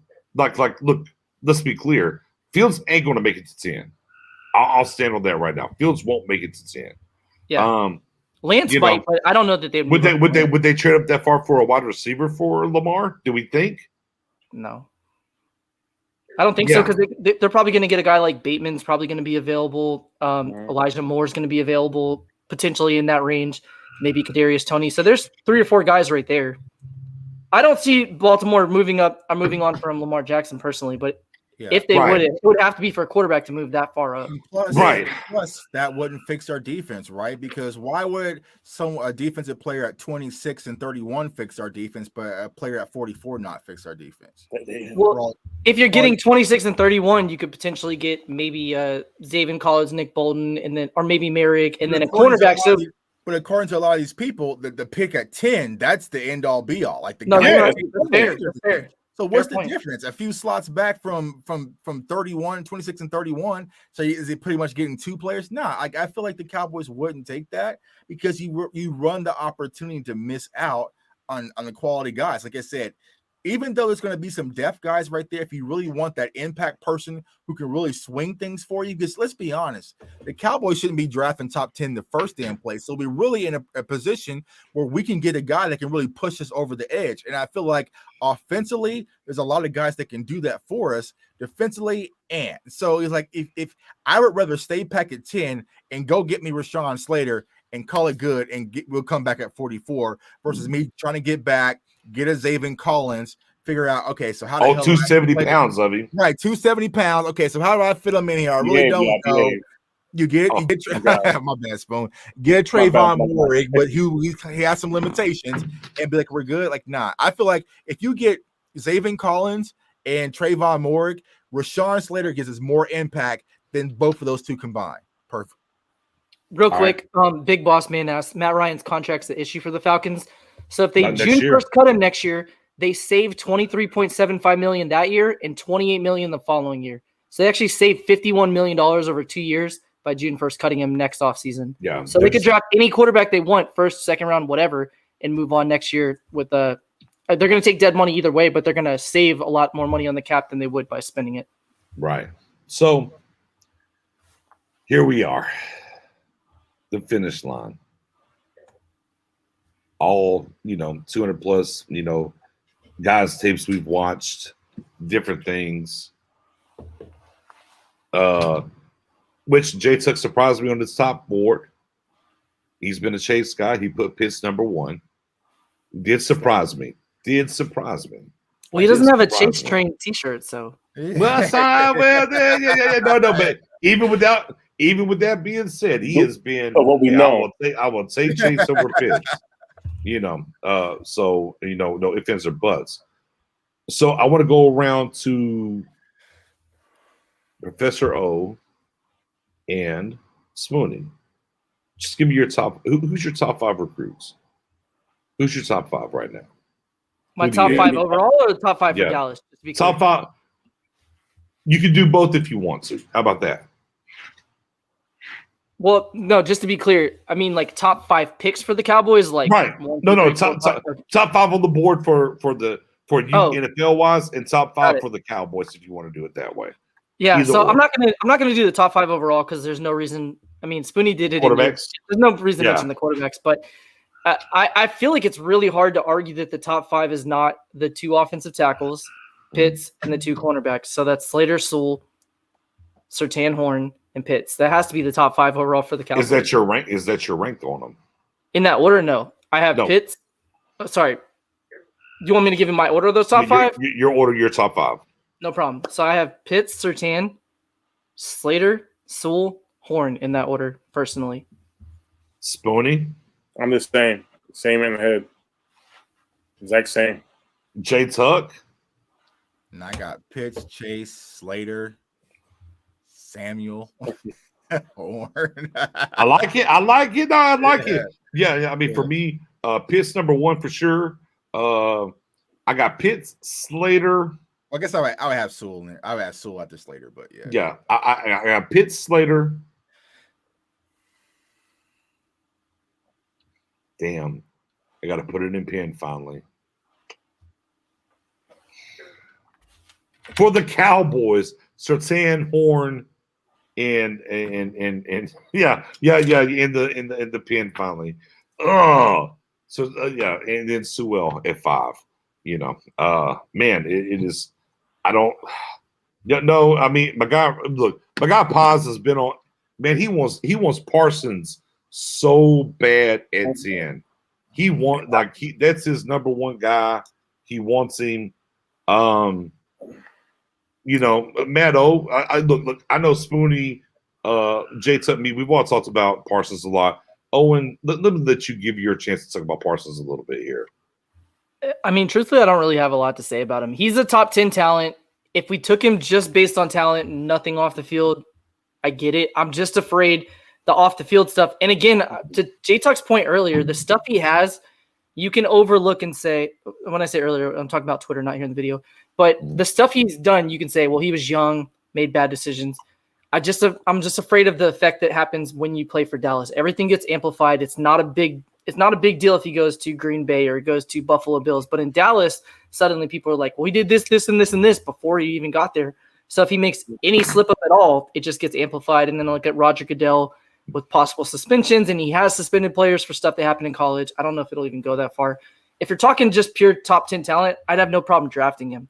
I just am afraid of the off the field stuff. So I would not take him in the top 10.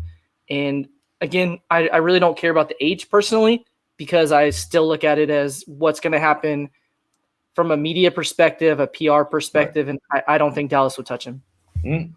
Yeah, I agree. Listen, I think Parsons could be the next best thing since LeVar Arrington, in my opinion.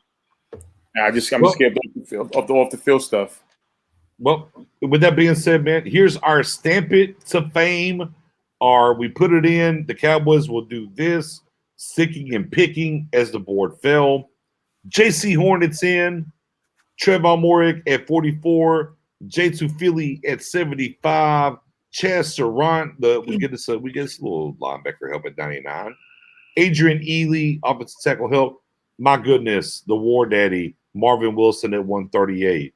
Benjamin St. Jude, 6'4", big boy. We know what it is. Interior help, knowing that, Connor Williams is going to be leaving here soon.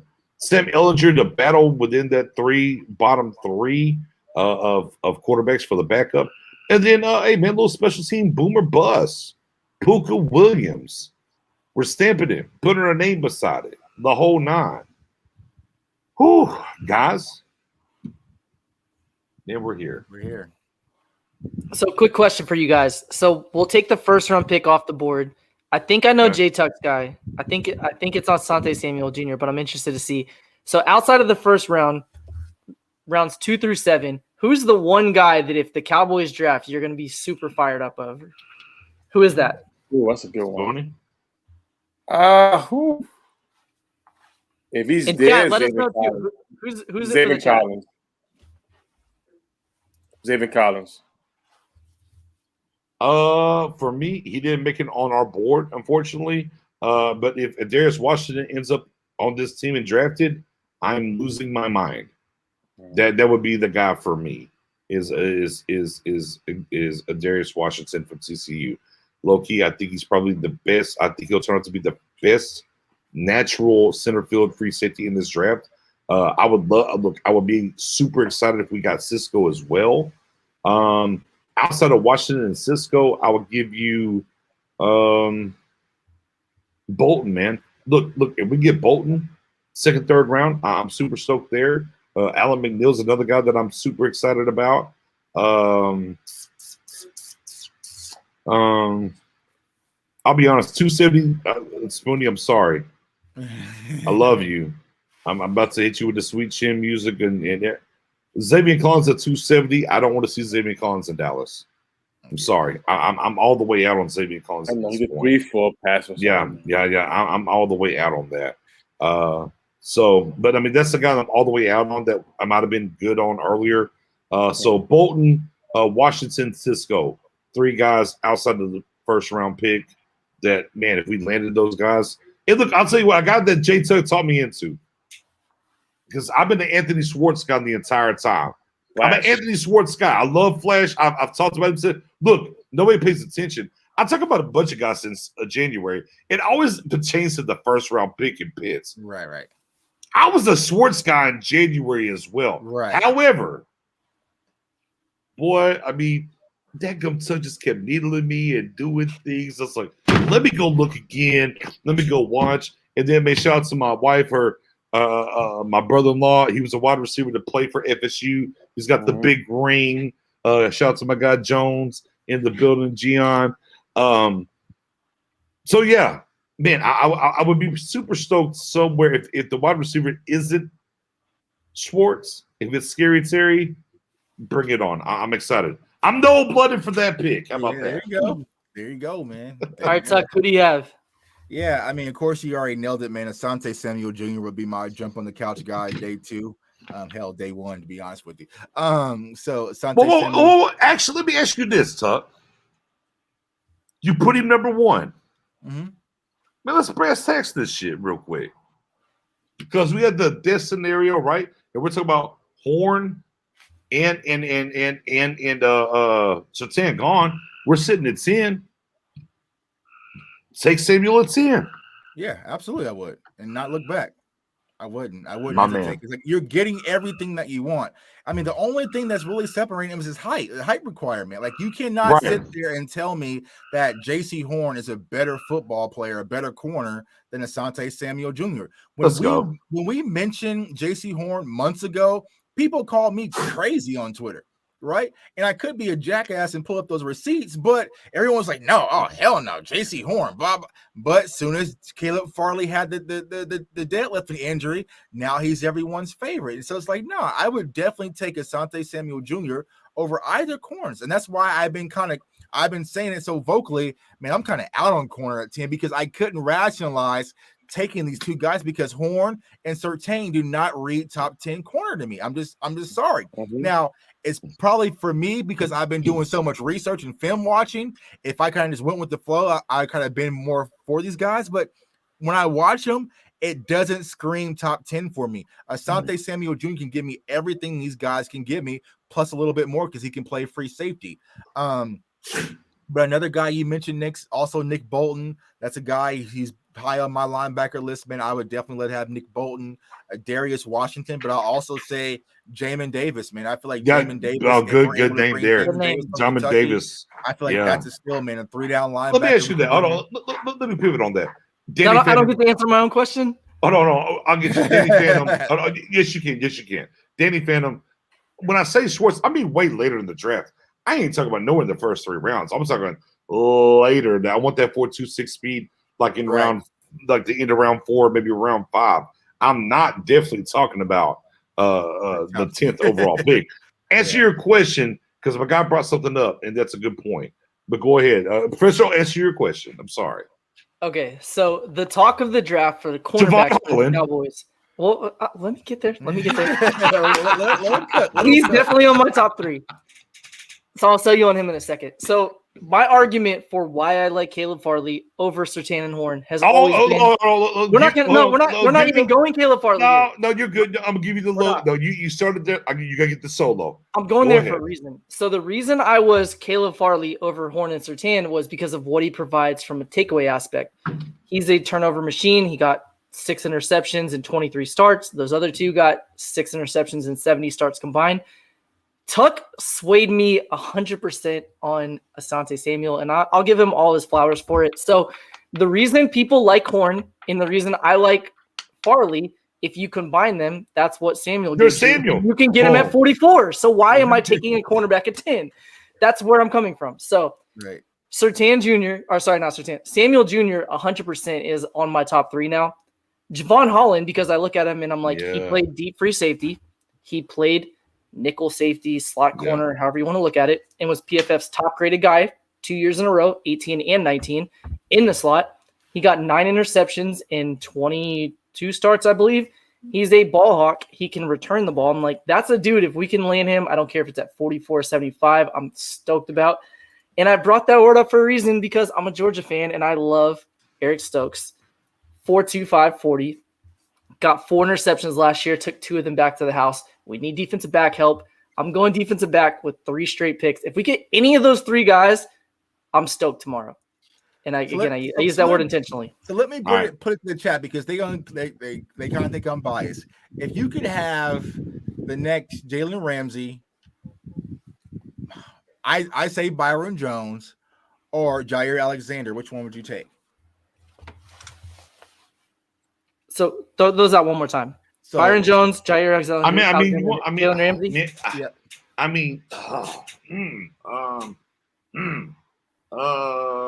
I would want. Man, low key. Man, boy, I'm gonna get torched for this if I say it though. That's fine. Look, and I love Jalen. Let me be clear when I say it. That I love Jalen. But I'm taking Jair Alexander. Is who I'm taking. And look, and immediately I know people are going to say, oh, well, Mark, you would dice his ass up for like blah, blah, blah, 200 yards and blah, blah, touchdowns, whatever the case may be. But for me, I would take Jair Alexander personally. Oh, Spoon? Yeah, I'm with BJ.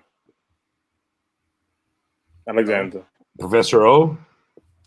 It's tough. I like all 3. Byron Jones is the clear number 3 for me out of that group. Jalen Ramsey's hard to pass up, but I personally would take Jair Alexander out of those.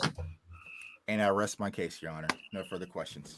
Asante Samuel Jr. Let's go. I mean, how tall is Jair Alexander? Look, his dad pissed us off in Philly anyways. Right. Let's return it back. Well, I mean, that's where I've been seeing him kind of mock to is tied to, the NFC East. And what's going then I'm gonna change my opinion about it. I'm gonna X out my big boy. Tuck, I had to give you credit though. I was like, my whole argument for why I'm Farley over those 2, it's literally a combination of those. Like, so how can I not? They do the fusion dance, right? Yeah. Big facts. Real quick, man, because we are super turned for everything that's going on tomorrow. But hold on, for everybody that's here, John, give it a share. Get some people in here. The Dallas Cowboys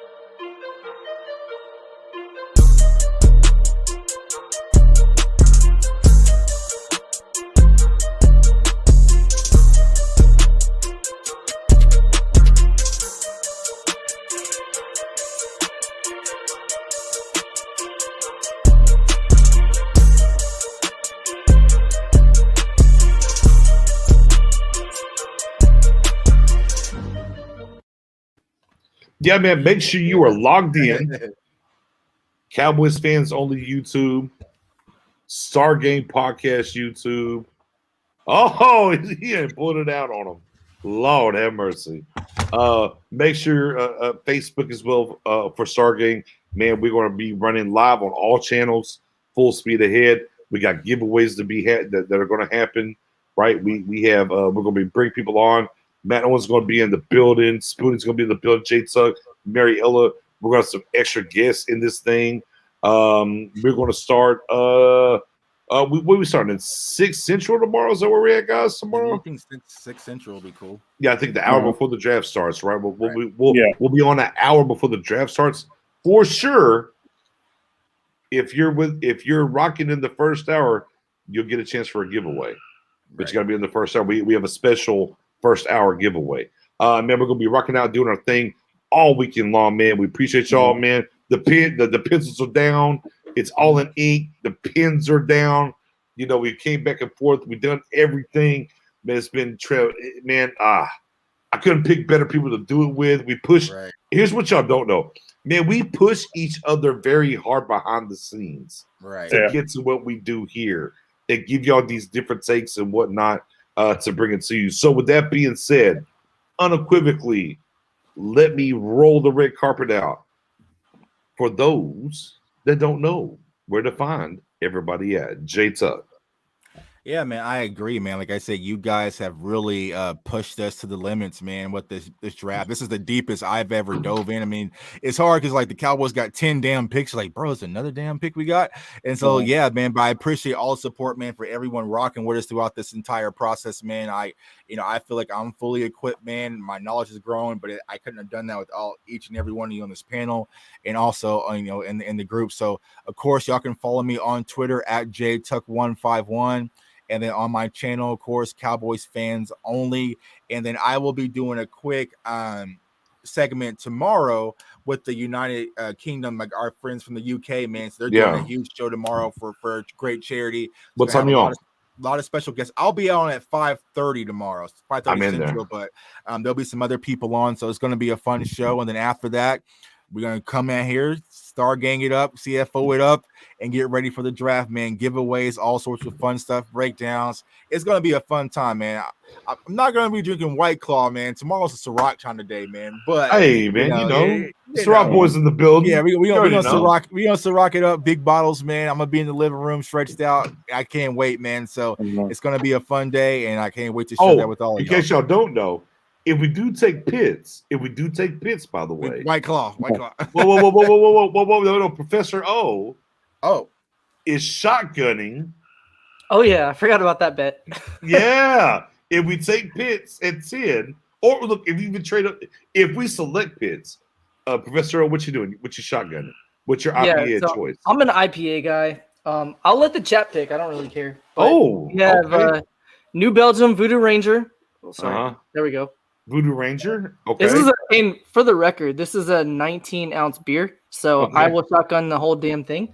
And then secondly, we have Terrapin Hopsecutioner. Voodoo. The Voodoo. So for the record, this beer is a little bit smaller, but it's 9% alcohol. So whatever. And a free throwaway that this has not even been discussed, but just spur of the moment. If we get pits, whether it falls to us or we trade up, I will personally buy somebody in the chat a CFO shirt or a Pitts Train shirt. Your choice. I will pick somebody when we make that pick. Boom. There it is. Like I said, man, you want to be in the place to be. Man, we did the test run tonight. My guy's like, hey, man, we can get people on, blah, blah, blah. Man, we ran the test run tonight. Bro, I think we're Gooch.